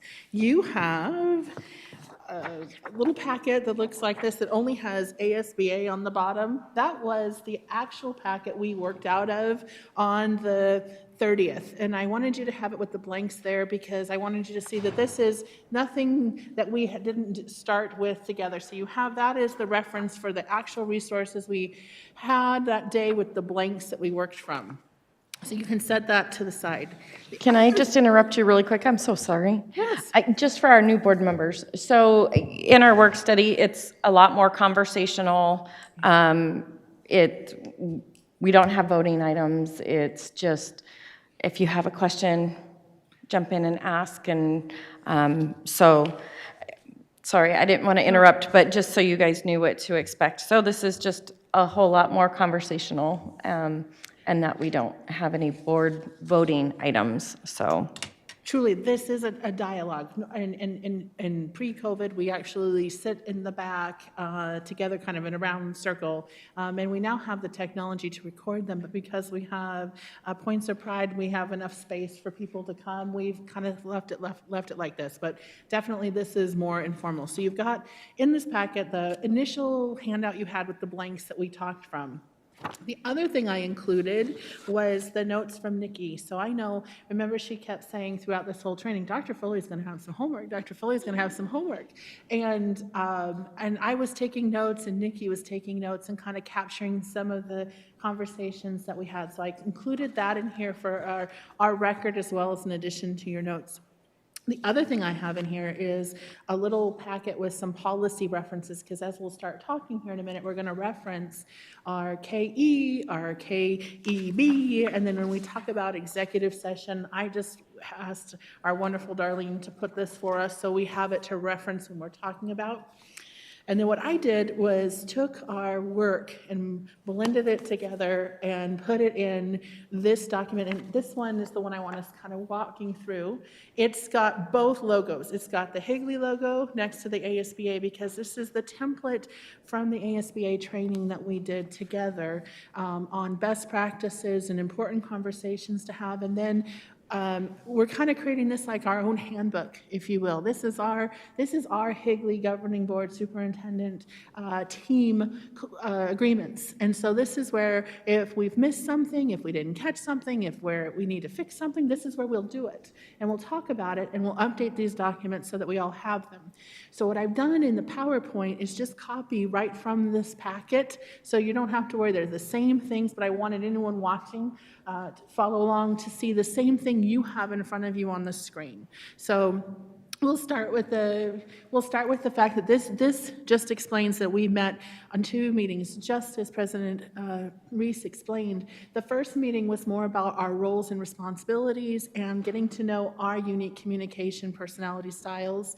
And the second one was, okay, and so now how do we formally communicate? Let's be clear so that everyone understands.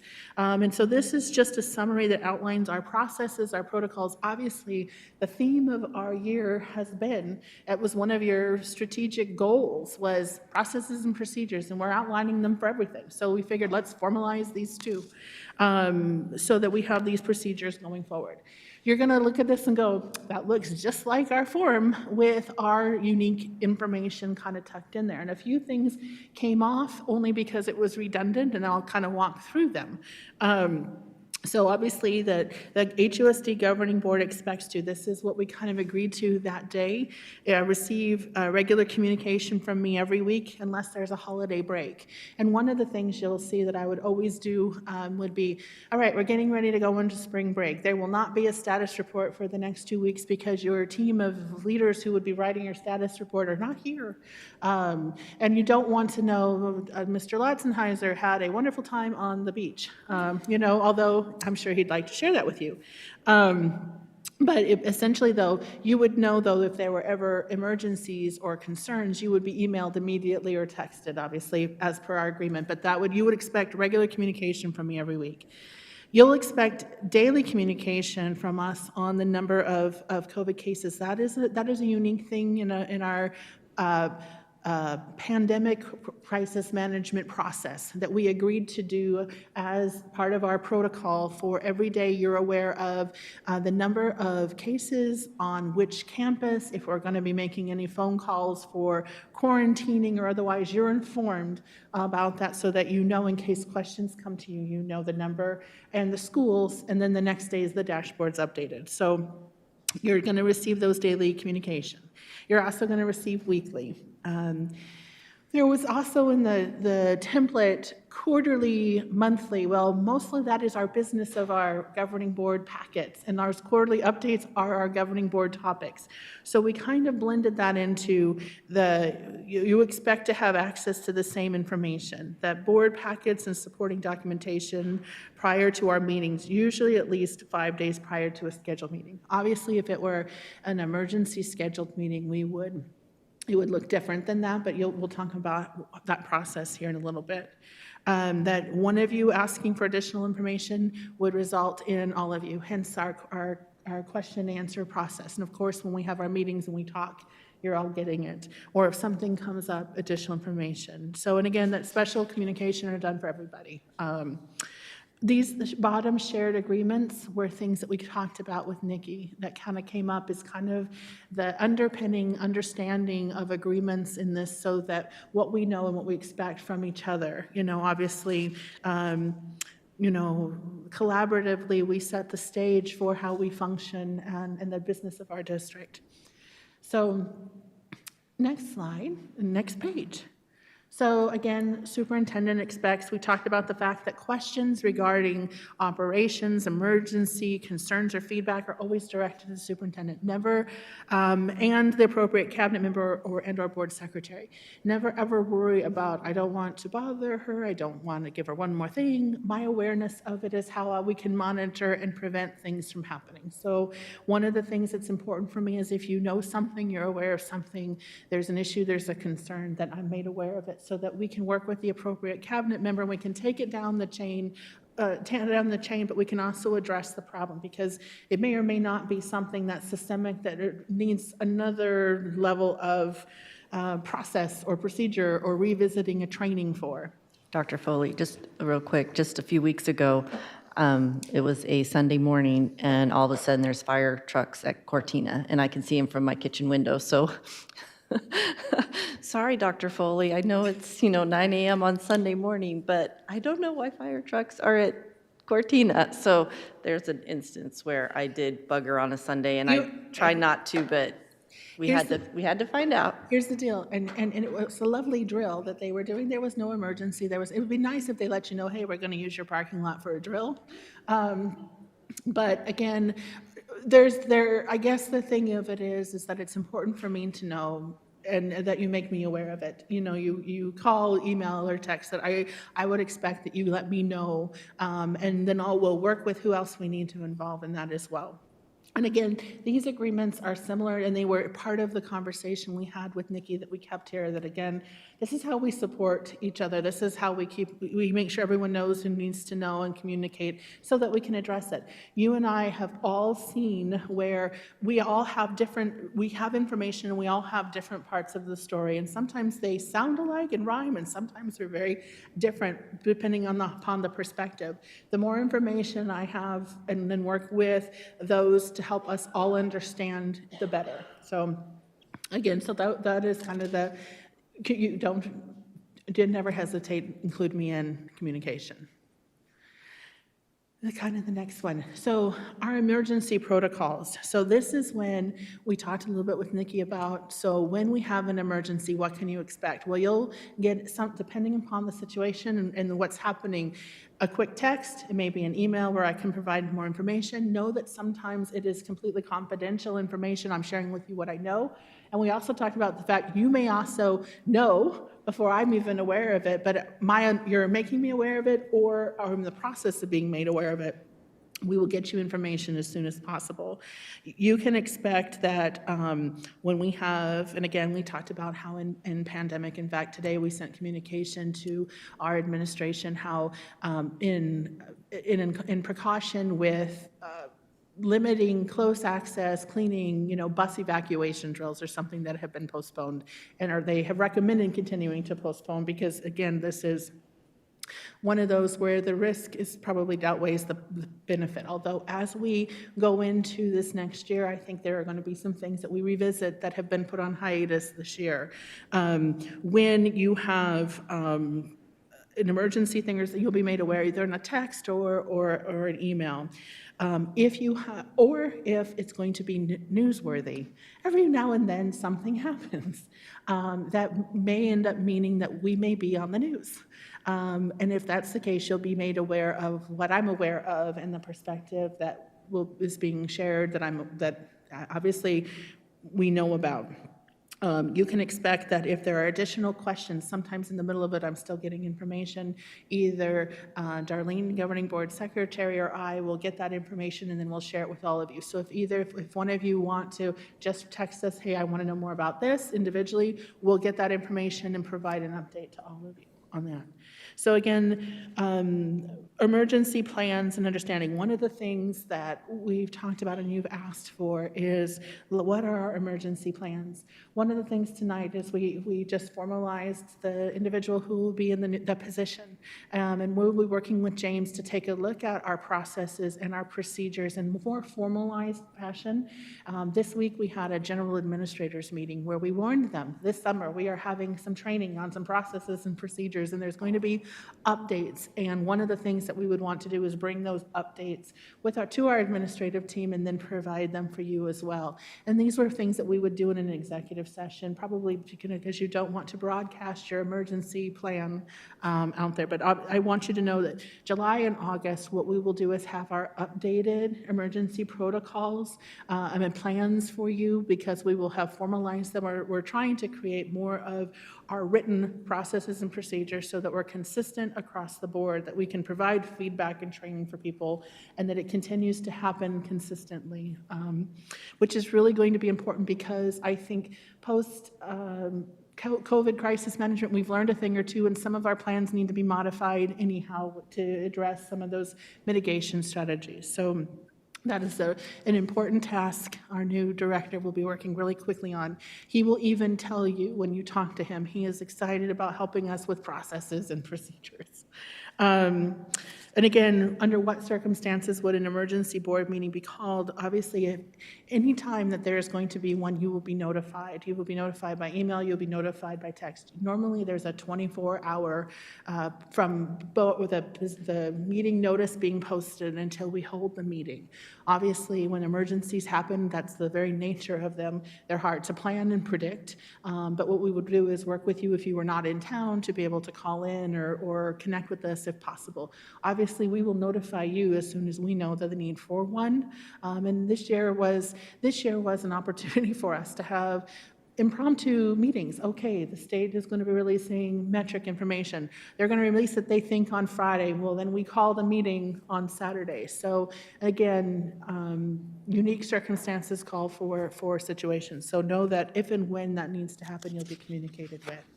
And we got phone calls as well, just to make sure, to the new board members. We got a phone call. Mrs. Reach reached out to us and said, hey, we need to have an emergency meeting. Does this time work? And she kind of planned our schedules really well, and I appreciate her doing that and being our babysitter. Okay, so our current board agreement, so how do we build our board agenda items? So the way that we are working this, and it mirrors best practice for board relations, is that I will work with the board president, and I meet approximately 7 days in advance of the board meeting. So literally the way it works is every week we have a meeting. The following Tuesday, I have a standing meeting with President Reese. So we are always building, as you see, we have these things coming. We know what we're bringing to you. So when you look in board docs, you begin to see drafts are already building. So we're already kind of, while we're working on 1 week, we're straddling the work for the next. And so what happens is we will bring she and I will work on the board agenda. Here's the business we know that needs to happen. Here's the presentations we're working on. Here's the issues that we need to address in order for time. There are some agenda items that are just annual things that happen, and it's just par for the course that we have to do. There are some compliance things and those that sort of help dictate what happens on there. So again, we talked an awful lot with that training with Nikki about how consent agenda items are usually for some of those business kind of things that aren't requiring a discussion. Sometimes they're annual things, sometimes they're unique things that have gone through procurement and processing and all those things. Always, if at any point you have questions about those, you know that you're noticing that we're trying to front load in status. We know we're working on them, we know we're coming, we're in the process of building it. We inform you about that so that you can kind of anticipate, oh, yep, that's what that's about. And if you have additional questions, you ask us.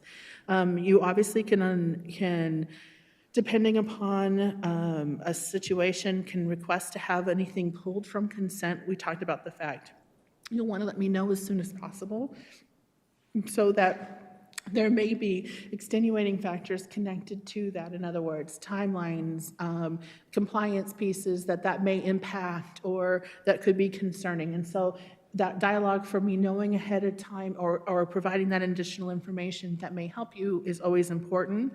And we also talked about how that if we pull a consent agenda item in a meeting, that where we'll talk about it in our meetings is after you approve the consent agenda, we'll then talk more about that item. This will be our process for, hey, need to pull that, want to talk about that, great, you'll vote on the rest, and then we'll talk about it then. And it would help if I knew you were going to do that, so that whatever information you had on the spot, you could do. So hence, as soon as possible. This is where, though, where it helps when you're hearing questions, concerns, and issues that are from our constituents, from our community, from our employees, that you share it with us so that we can get that additional information to help inform. It's an important piece. Dr. Foley, also, it was back a couple slides, and it kind of goes hand in hand. That's why we ask about future agenda items. So if there is something specific that you want, then we get it recorded and figure out where it can go. The other thing, too, is it was back a couple slides. It's in our board policy piece. I don't have the policy with me, but you can also formally request an item to be added to the agenda by emailing the board president and formally request it. If you go forward, it's actually, you are actually a perfect, you're in a perfect anticipation. Is that, okay. You're actually, it's the next. There was this. Future, go next one more forward. There it is. This is exactly, while I work with her to set it, any one of you can help me create those agenda items. There you go, okay. You were right on. It was the next slide. So there. Again, you can request, you all have the ability to help build the agenda and priorities. And sometimes we decide when and where. The agenda items should, and again, we talked about the agenda items. This was a piece that she had in her dialogue. Again, agenda items should do these things. You can request it during the portion of the reading or directly to the superintendent or exactly to the board president so that we're aware of that and we can figure out who we would have do the presentation, what information we need, and what's the best time for us to provide that for the whole board. Again, we talked about number 4, requests may be satisfied with an additional conversation that will be followed up in writing for all the board members, going along with the fact that if you had said, want something for graduation, and we hadn't done a whole presentation and we had written it up, we would make sure the whole board had that same information so that we addressed that item in writing. But typically, we will usually try and do it as an information because our superintendency, our team believes, this is part of how we communicate with our community, with our employees. And you'll notice one of the things we've started doing is after our board meetings, we have Teresa help draft a summary of here's what we did and here's what we talked about so that people have ongoing information. And that has actually been very, very well received. So again, going to request to the superintendent expects items that the superintendent think will take a huge amount of time or become an issue. We would have a conversation about whether or not this is a priority at this moment or otherwise. Usually our goal would be to address those requests as quickly as possible, or if there's a time frame that would be better, we will propose that and communicate that with you. Moving on. So we also talked about board member meeting preparations that, again, you will call or email the governing board secretary with questions, with anything in the packet, at least the Monday before the scheduled meeting. Now, we know that sometimes life happens. And so as soon as you've got a question you want us to know, the better, because that way we can become prepared, because we want to be able to answer the questions. Sometimes we're trying to front load it in our status reports to you, but there may be specific pieces to that we haven't addressed or that you would like us to provide additional information on, we'll do. We then take your questions, we divide out who's going to help answer these questions. We summarize it and get it to Darlene to email it to all of you, so that way you can see it ahead of time. And sometimes questions hit when we're in the middle of a board meeting. That's absolutely fine. And know that we don't expect, we'd like to know what you're thinking, but sometimes in the middle of dialogue you go, I have a question. That doesn't mean don't ask it. It means, though, that if we don't have the information, what I might say is, that's a good question. Let me have myself or the team get you that additional information. What we do is put it in status report so that you all have it. So let's see here. you guys come to the meeting prepared. You'll notify me if you hear concerns or issues about things. That way you help be a pulse. You're a representative to the community. You help me be aware, that going back to the support, not surprises. This is how we help each other make sure that the business goes through as it's supposed to, and if you're concerned about issues. And again, sometimes I don't have all the answers on the spot, and I will honestly tell you, I don't know. Let me look into that, because when I put it to you, I want to make sure that I verify it, and then I talk with others who may have more information and help can make it make sense. So that's kind of our preparation agreements that we talked about and kind of formalized. Moving on, so during the meeting, this one's kind of long, but this is the work we do together. So again, the board president makes sure that one person speaks at a time and that everyone has an opportunity to participate. The board members are our models, and you're modeling the behaviors we expect of our staff, our students, our community members, that our procedures for public comment are clear and available at the meeting. The board president will respond to public comment during the meeting. She may recognize the superintendent for factual information, and the board president may recognize a board member to respond to a personal attack. Obviously, we're always real careful in public comment, because if it's not on the agenda, we can't really talk about it. This is where additional information can be provided to you in another venue at another time, which then gives me time to look into that.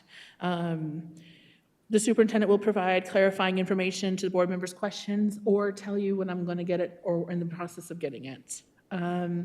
Issues, not people, will be discussed during meetings, and that's kind of important. You'll listen respectfully to each other and staff and not engage in side conversations. And this is when the monitoring for open meeting laws, kind of like all of our responsibilities. And if there was a point of order where we're off, this is where we move the meeting back on track. And then obviously these were, again, most of this was lifted right from the conversations we had with Nikki that day. We just formalized it here. This next one we didn't have in our meeting with Nikki, but it kind of came up in conversation, and it came up in conversation with cabinet afterwards, which is obviously we have in your packet, we had these board ethics and protocols. We thought there's just HUSD meeting norms that apply to all of us, not just the governing board, because we feel that, in HUSD, we conduct our meetings in a professional, collegial, and respectful atmosphere. The governing board and all district administration will hold themselves to the following expectations. We kind of looked at, these are norms that just help us embody the professional, collegial, appropriate relationship. Yes, we can be. I like the, again, we're on time. We're here. We're participating. We silence our phones in it, but life happens, and we know that happens. And if it does, just step out so that you can take care of life rather than trying to do both at the same time. That we're listening attentively with openness and respect for those who are speaking. I think that's something we do really very well in Higley. And we just think it's important to formalize this. And then that we voice concerns as we go. And I think we are honest, we're open, we're real, that we're respectful. And we think that those are kind of nice to formalize, that this is how we conduct what we do here. Dr. Foley, can I just jump in real quick? Yeah. And this is some things that, I wish we've had for a while. We need to remember it's on this page, and on the previous page too, it talks about that the board members will model behaviors expected of the student, staff, and of community members. We need to be mindful of that. We are seen and we are leaders in our district, and we need to make sure we're remaining professional, that our words are professional, our actions, how we dress, how we talk, social media, how we conduct our board business. Social media is always a big one out there. It's hard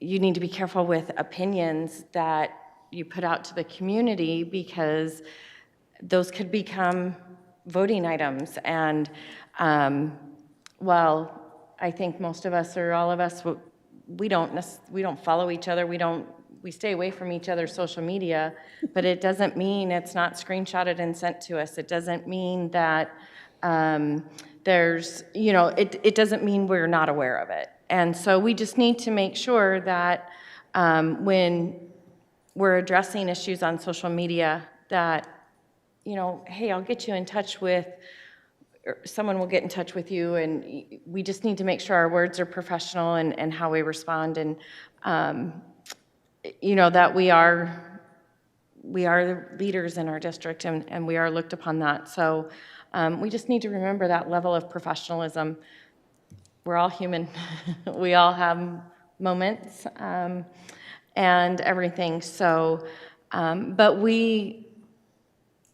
I appreciate Dr. Foley putting all this together, and it's been something that's been talked about from this board and for years. And so I think it's that we just need to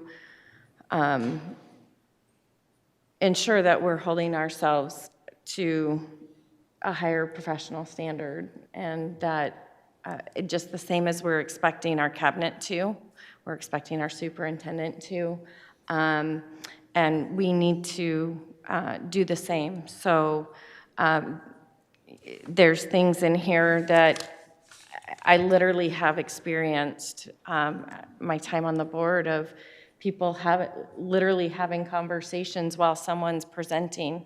It's hard to get up there, and I don't care how many times we've seen the presentation, they deserve our undivided attention and respect. And I've seen people having, in previous boards and previous leadership, literally having text conversations with people in the audience, and that's just not what we want to do. So like Dr. Foley said, life happens. I mean, my family, they know how to get a hold of Darlene, because I won't answer my phone. I won't look at my texts or things like that during the board meetings. They know how to get a hold of Darlene if there's an emergency. But there's also been times, like you said, life's happened, and I've had things going on before I got here, and I've just said, hey, just so you know, I'm gonna look at this. If something comes across, I may have to step out. I'm not gonna announce it, I'm just gonna kind of get up and walk out, and we all have life happens, but let's be aware and remain professional and give our presenters the respect that they deserve, because I've seen it not happen, and it's sad to me. So I just wanted to put that in there, because you have professional, and we just really need to remember our professionalism, and we're conducting business, and that's important. President Reese, members of the board, one of the things I learned this summer, and I wouldn't have ever really have had the opportunity to, but in the middle of COVID crisis management, I was watching other board meetings across districts, and one of the things I learned is we have something really amazing happening in Higley. Not all board meetings are recorded with as much quality as the Higley board meetings. I will tell you, I did not know this until you spend too many hours watching what happened at this meeting, what happened at this meeting. We were even in meetings, and I would have my husband watching to tell me, well, what happened? What did they do? And one of the things he pointed out to me, he said, did you know that your Higley meetings are a far better quality than I've seen the others? Normally it's a big room, far away, you can't tell who's talking, they're all blurry and fuzzy.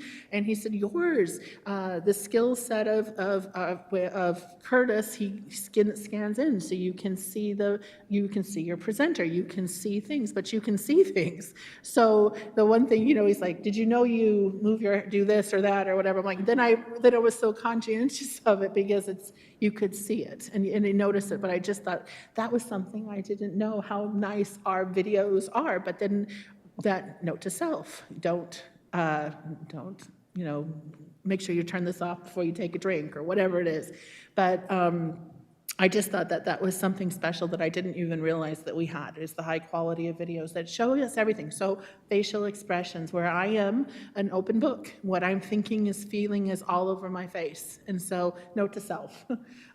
That's just one of the things that I realized that is a blessing and a potential challenge if you're not aware of it. So anyhow, thank you, Curtis, for making us look good. So after our meeting norms, one of the things, so that was kind of an addition that I added there. So as part of our during the meeting, this is something that we agreed to as a whole learning group. So this would be kind of an expectation. Our whole cabinet team goes, that's good. What's also great is that we can use these with our other meeting groups and teams, because these we use norms with our meetings and our expectations of others too. And it's nice that they're consistent. So this was another piece in there that Nikki talked us through, which is after the fact. Obviously, that as a governing board, we make a decision. Sometimes it's not the one you were wanting or had hoped for or have concerns with, but that we support, that we as a team, we go along with the decisions that were made. And while you may not support it, you stay silent and not undermine. That goes for board members and staff.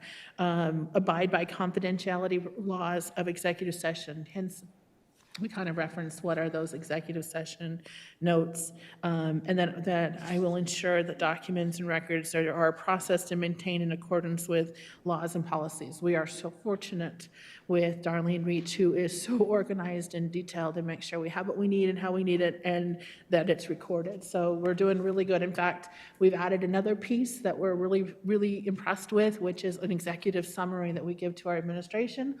In addition to the summary of what happened for the general employee group, there's an executive summary that we track of what was approved in consent, when was it brought. That helps us with building our agendas for our process. So again, we are following that process pretty solidly. So the other piece we talked about was site visits. Obviously, COVID has interrupted the normalcy of our visits to superintendent visits and those things. Again, hope springs eternal as numbers continue to improve and things continue to evolve, that we see likely the returning of some of these in different ways and fashions in the spring and into the early fall. But obviously, we encourage you to attend as many things that you are able to, and we are so fortunate with your involvement that you do attend and support in any and every way you can, which is so valued by our community, by our employees, and by our teams. So we encourage you to attend them, but that you just let us know and that you work with Darlene so that they can anticipate, we can expect, we can make sure that we set you up for success with parking, meeting you, and coordinating the event. We talked about that when you go, board members wishing you work with her, we follow the guidelines that you respect the time and staff, that we don't evaluate them or give direction, and that when you are visiting on behalf of a parent, you make it clear you're visiting on behalf as a parent. Obviously, too, if you have issues or concerns or you see something, this is where you need to let me know. So that way I can work with the appropriate directors and administrators on the situation and discover if this is a bigger issue that needs to be addressed more systemically. My awareness of it only is important. So, and again, you helping me be aware of those things is essential. So the other thing we formalized was the governing board understands that that you are tremendous ambassadors for our district, and that accentuates the praise is important. You help tell the story, and you're also a part of this story. Board members plan and you attend events when we are aware of that when they happen, and that complaints received from the staff or community be directed through the appropriate chain of command per our policies and are shared with the superintendent. And again, the anonymous complaints are not heard. We spent a lot of time talking with her about that. And because one of the things that was unique for us in COVID crisis management was we got some interesting anonymous complaints from interesting places. And again, we obviously saw the email, but again, addressing those issues and concerns. In the packet here, you have what those two policies are. KE is how we deal with public concerns and complaints, and then there's also KEB about what do we do with personnel, and there are certain ways that we do that. So one of the things that, Nikki talked about is you can't serve as what is it, judge, jury, and commissioner or whatever. It's important to remember that you have an important role when you are a body together, that when appeals happen, they come to you. Let me give an example. Legislatively, in the state of Arizona, only a teacher can provide a grade, right? A grade. If appeals are going to happen, guess who they go? The teacher is the one who decides it, but it goes through a process and it comes to the governing board, if we were talking about promotion and retention. So you serve as the last stop in the complaint or an appeal process. And so it's important for you to remember that at any point when you get emails about issues or situations that happened on a school in which there was a concern or an issue that may have involved students, that may involve discipline, that may involve you being part of a decision, it's important to remember you have to be careful about that. So, again, we talked about in order to avoid violating policy, she talked about this idea of a thank, acknowledge, and refer. And you get a lot of different emails and things. And sometimes I'm included on those and sometimes I'm not.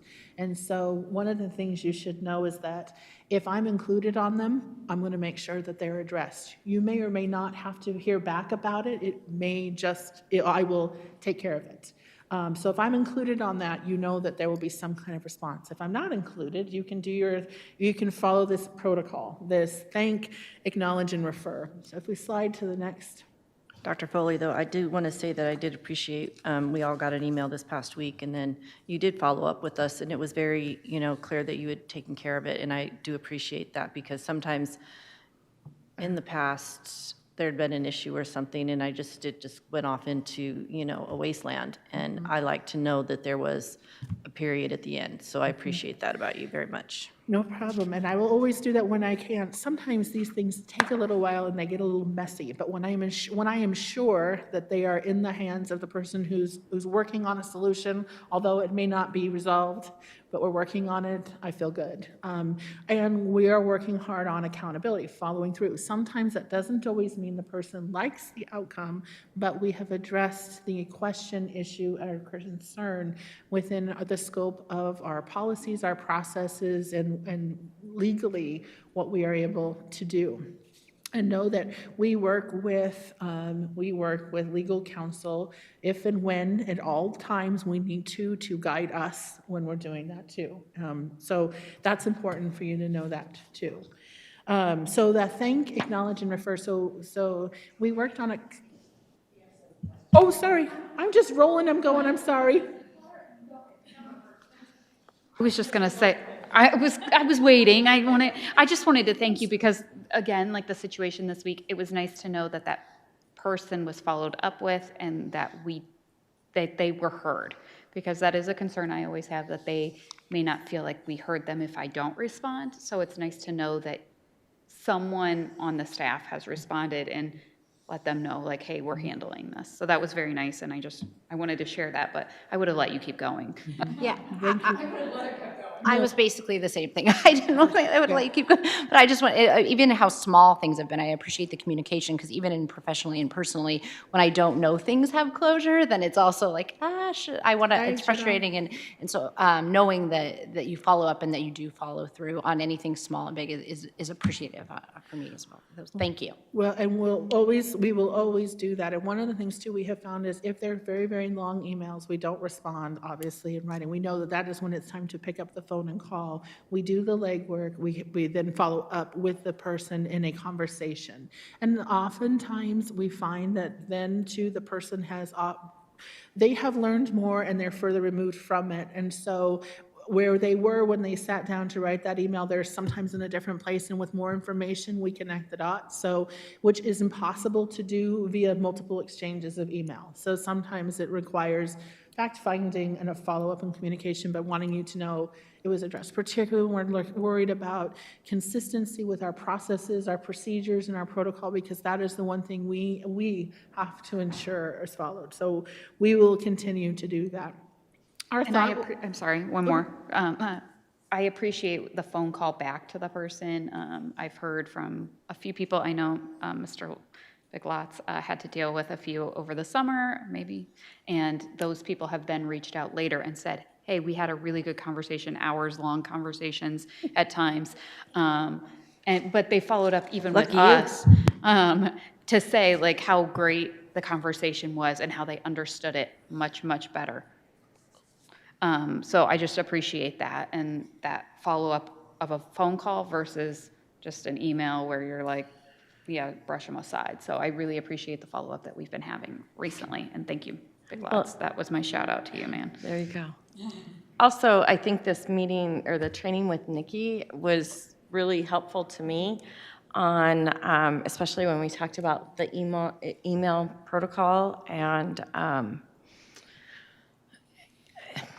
there's not a lot board members can do when we get an email as board members, because one, we have no authority individually, and based on what our roles and responsibilities are.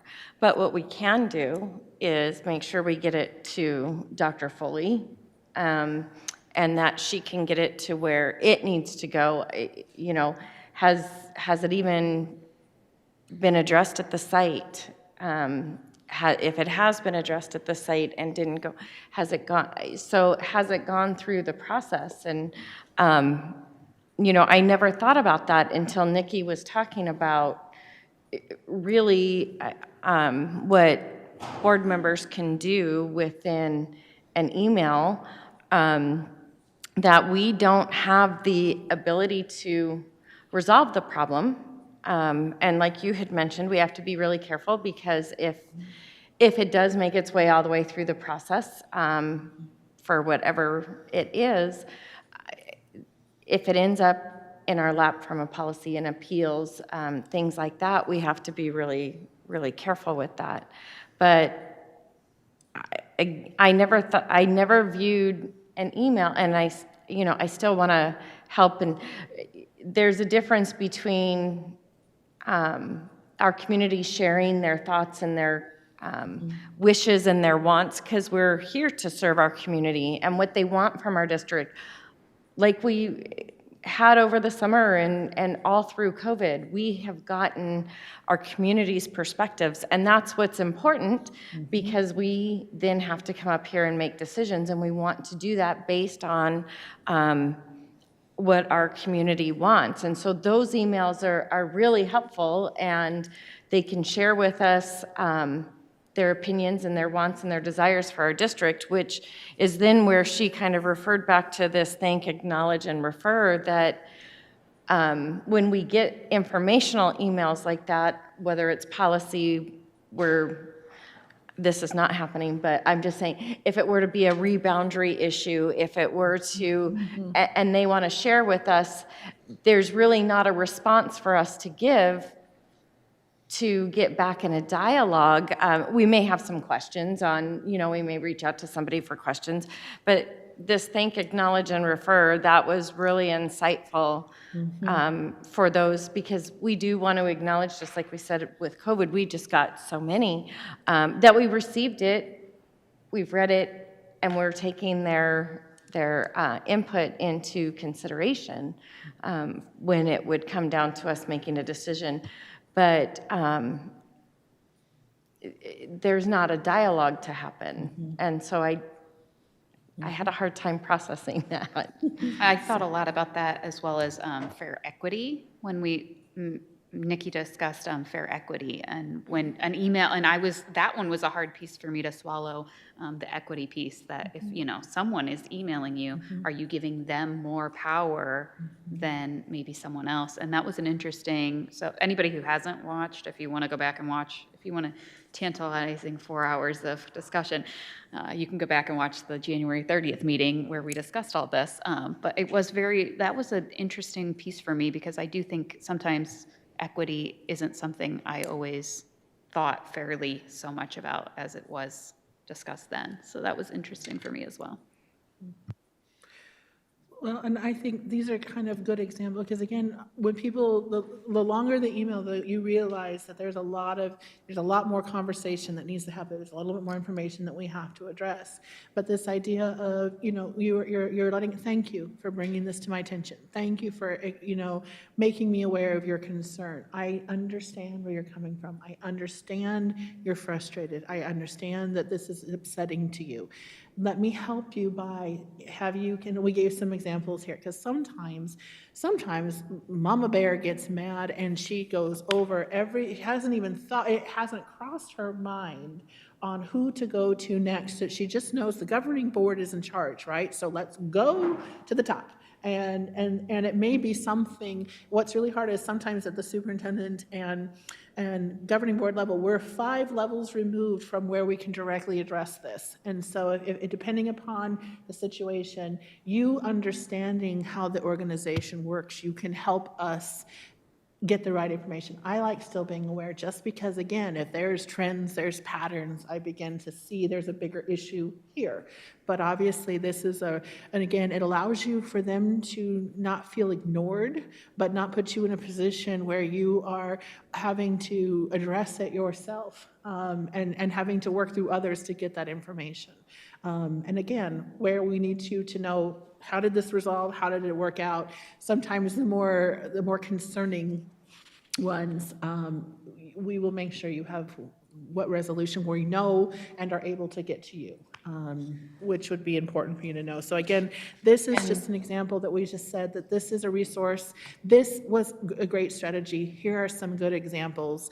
What she talked about that allows us to meet our policy, and it could be a tool you use in engaging with questions and concerns. Well, and just, over the past weekend, there was a situation at Cortina, and I got an email, but then I saw it later on. I saw more information on Facebook, and I was able to kind of piecemeal the whole situation together and sending it off to Dr. Fowler. Turns out he was already on top of it and already been involved. So a lot of times, we are after the fact thoughts too, where other people are already involved taking care of it, and we're just kind of the venting board for things. So that too has to be taken into consideration.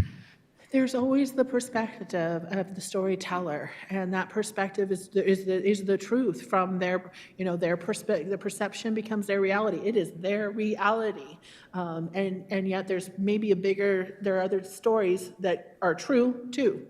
So it's an important piece. It just goes to show, again, that we work together to help be aware of the concerns and the issues, and then how we address them. And communication is a big piece and part of that, and so important. And wanting people to be valued and to be heard, but do it in a way that also follows our chain of command and our policies. And this is a good way of doing that. And just talking about it is important. And I think one of the things Nikki stressed is this is what good boards do. This is what best practices looks like. This is how we embody it. And I feel really good about the fact that we as a team, as a new team, are saying, this is what we do and how we do it. And if we like this, what we're going to do, and unless there are pieces and parts in here we want to redo, this will be like on our website as our protocol and communication. Next slide is, the other thing I included in here, and this was an important thing, is one of the footers. What you guys talked an awful lot about in the notes with Nikki about a lot of times people don't understand the role of a governing board, or you are governed by law.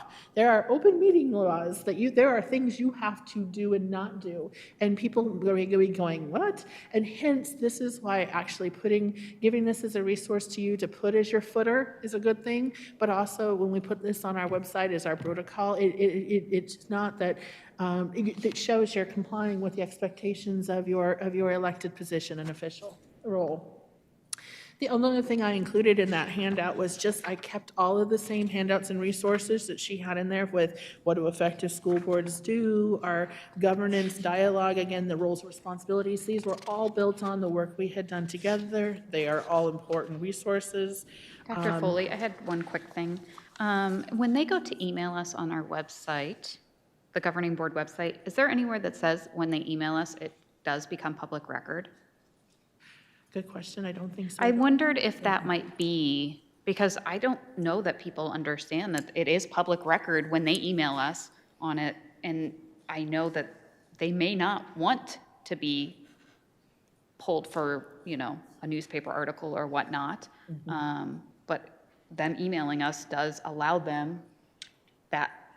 So that might just be something to think about. Yep. I That's a just great saw idea. that this message contains public record and do not delete sort of thing at the bottom, and that might just be something that would be smart pre-sending the email. So with your way to get your email access, there's a little thing that says Yeah. that governing board members are obligated to follow the meeting law and remember that anything is public record. That's what I was thinking, We could but look at a wording. Darlene probably has a better wording than what I would ever come up with, so I'm I gonna, would definitely work with Darlene to make sure we get. the yes, she wording right. wordsmiths much better than I do, so, but it is something that, That's a great idea. because there, Yep, that's a I good wouldn't People have. do come in and do freedom, Yeah, you can pull anything that gets what are emailed. freedom and requests And they or could, and everything and anything we do. FOIAs. Yep. Yep, And I FOIAs. feel like that would be very And our emails, I members' didn't, emails are huge. and I sat in the audience for many requests. years and had no idea that that was a thing. So I think that that might be something for our community to be aware of when they do go to hit that button,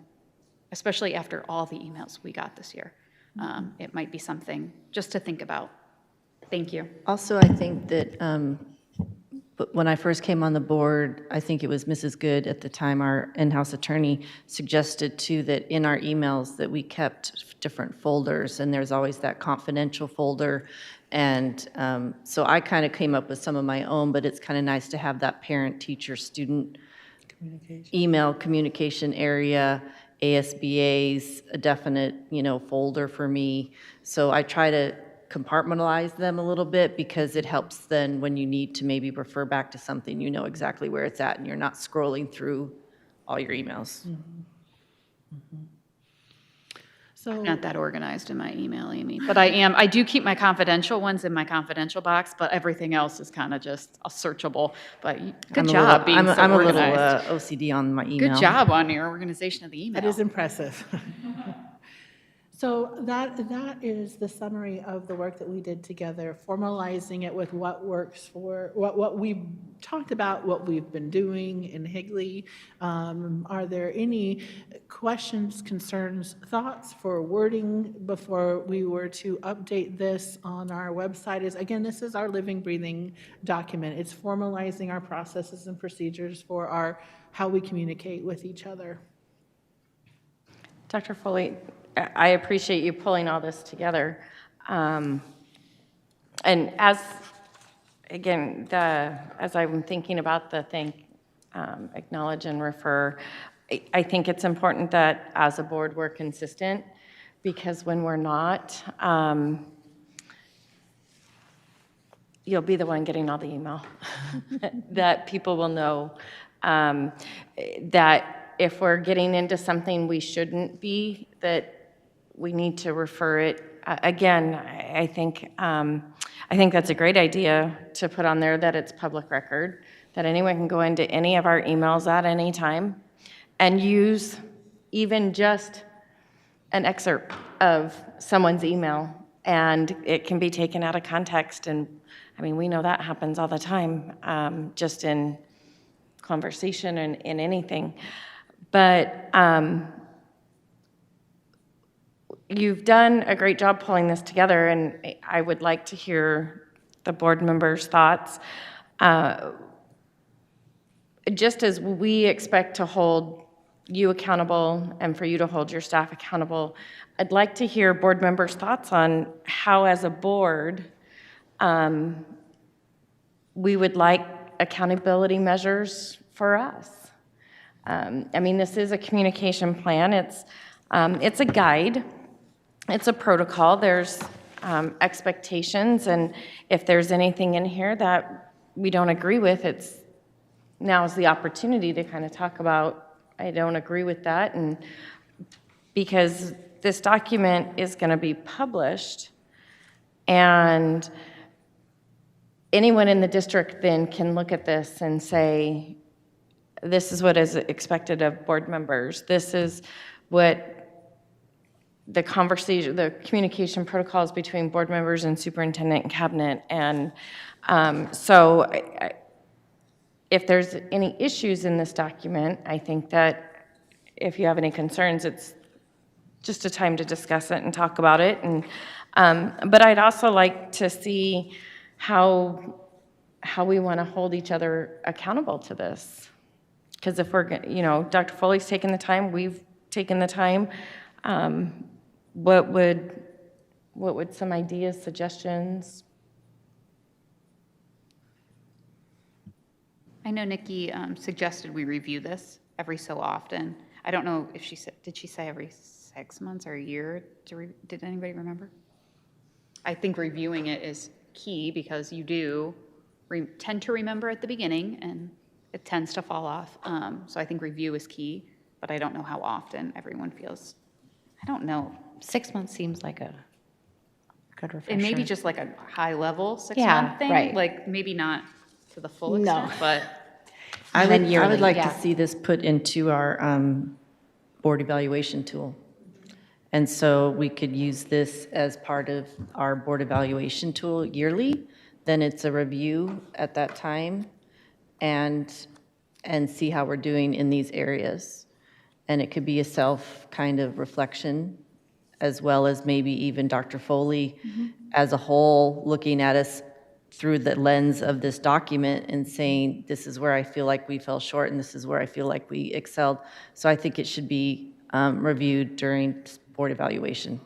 Plus, not to mention, I think our board evaluation tool is not the best quality at all. And this tool, I think, is actually more pertinent and more specific on our duties and our obligations. Yeah, I don't like our board evaluation tool, but that never changed. So, but that's a great idea, I think, having this in here, because that's where we hold ourselves accountable. it would be a good time to do it, and then 6 months from now. Sorry, my mic was not on. It would be, I'm going to repeat myself though, Mrs. Reach. It would be a good time. I think to- yearly is plenty, to be Yeah. honest. I think 6 months might be a little overkill, but I do think yearly would be awesome, in my humble opinion. Well, and maybe when there's changeovers in the board, that, like that first year, it's reviewed twice, like in 6 months and then again and then annual. I mean, we typically will have 2 years with the same board, but I think that especially now, this is new to us, even as returning board members. And so I think that maybe, at least right now, at the 6 month mark, which will put us right before our evaluation anyway for this first one.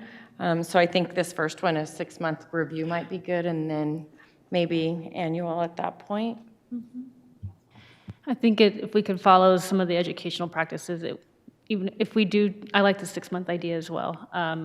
Maybe not have something so formal every 6 months. You can have more of an informal, but it's good to just kind of touch base and truly just move forward. If you really want to progress and if you really want to assess, you're going to have a tool and you're going to, check in every so often.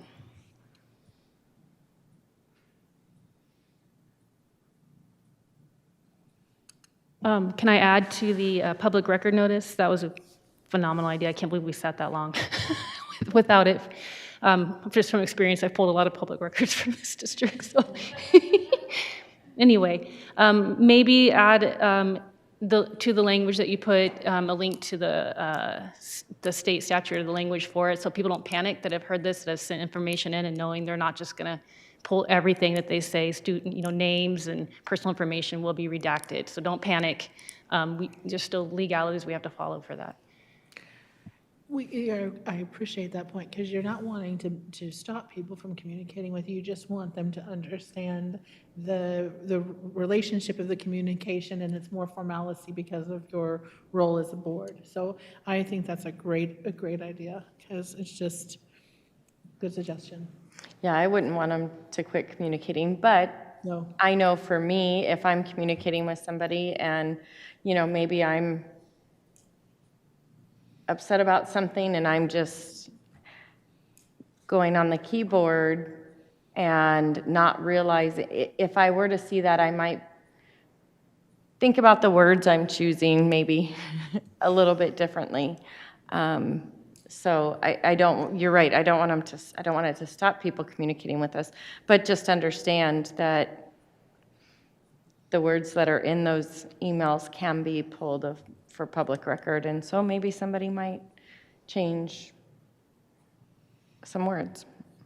And it's more of a thought, like, my email was pulled over the summer, and I got to review what was being sent, but it was just a review. But our emails were pulled over the summer, I think, at one point, to a local paper. So it is something to be known of. It could go that way, and you should be aware that it could go that way.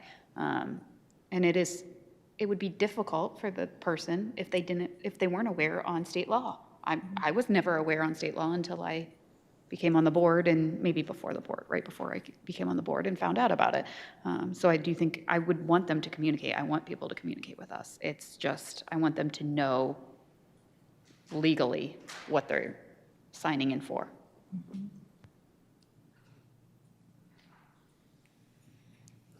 And then knowing sorry, Michelle, just knowing what we can and can't do. I mean, so not that we can post all that, but as we move forward with actual protocols and our responses, and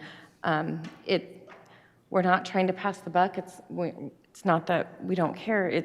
It's really not within what we're able to do, our purview, and so we do forward it on. And for me, I appreciate contact's been made. I mean, if I know at least contact's been made, then I know I've done what I can do at that point. So.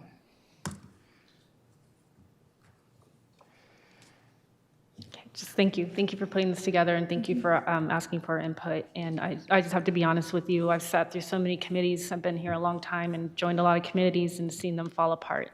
And, just there's a lot of want to do and not a lot of follow through. And I've seen that with you, and I've literally just kind of sat back and just to see a lot of the things that you have promised to do, just waiting for it to fall away, and it has not. The emails with the information, the expectations of us, which I know it's a habit to build of coming prepared. But I just want to say to all the staff involved, getting everything, putting that agenda together soon is hard. And I just appreciate you staying committed to keeping us informed and the follow through. And this is something that sticks in my head, and I say it a lot. It's from a pastor of a church I used to go to, and he said, consistency and communication conveys conviction. Mm-hmm. You guys are doing it. Amen. Appreciate that. Good job. Thank you. Please know that we are dedicated. I mean, we are building our processes, our procedures, how we conduct, and we're getting our little pattern down. And again, this helps formalize too and support the work we're doing. So it is a nice component to add to what we're doing and how we're doing it, and it formalizes it. So, and I think one of the things that's important for us as a cabinet team is that we hold each other accountable too. We call each other out.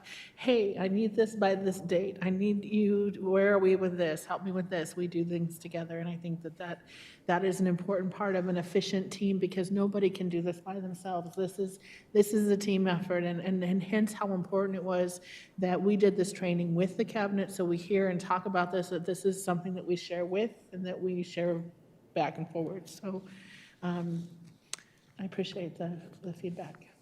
And I also like having it, this year's been stressful this past year. I guess stressful may not be even the word, but like you said, you've seen and you were watching other board meetings because they were recorded or live streamed and things like that. And through stress and difficult times, we have seen governing boards turn on each other. We have seen them buckle. We have seen Them all resign. we have seen an entire board resign. We've seen a lot of that, and with everyone collectively working on this document so that the district can know what to expect from the board and the board can know what to expect from the district, I think is great. And then that way we're all a reflection of each other. We're all on this board together. And so I think all of us having input in here and having the commitment to support it and follow it, I think is great. And I'm so excited with this board of having something that we can refer back to. And if we happen to think about doing something questionable, let's, look back and be like, nope, I committed to this. And so this is what, because we owe it, I think, to each other as well as our community and our district. So, so having this document as a reminder, I think, is helpful. So thank you. All right. With that, then we will reconvene in our regular meeting, and then I move that we adjourn. Second. All those in favor? Aye. Aye. Aye. Have a good night. Meeting's adjourned.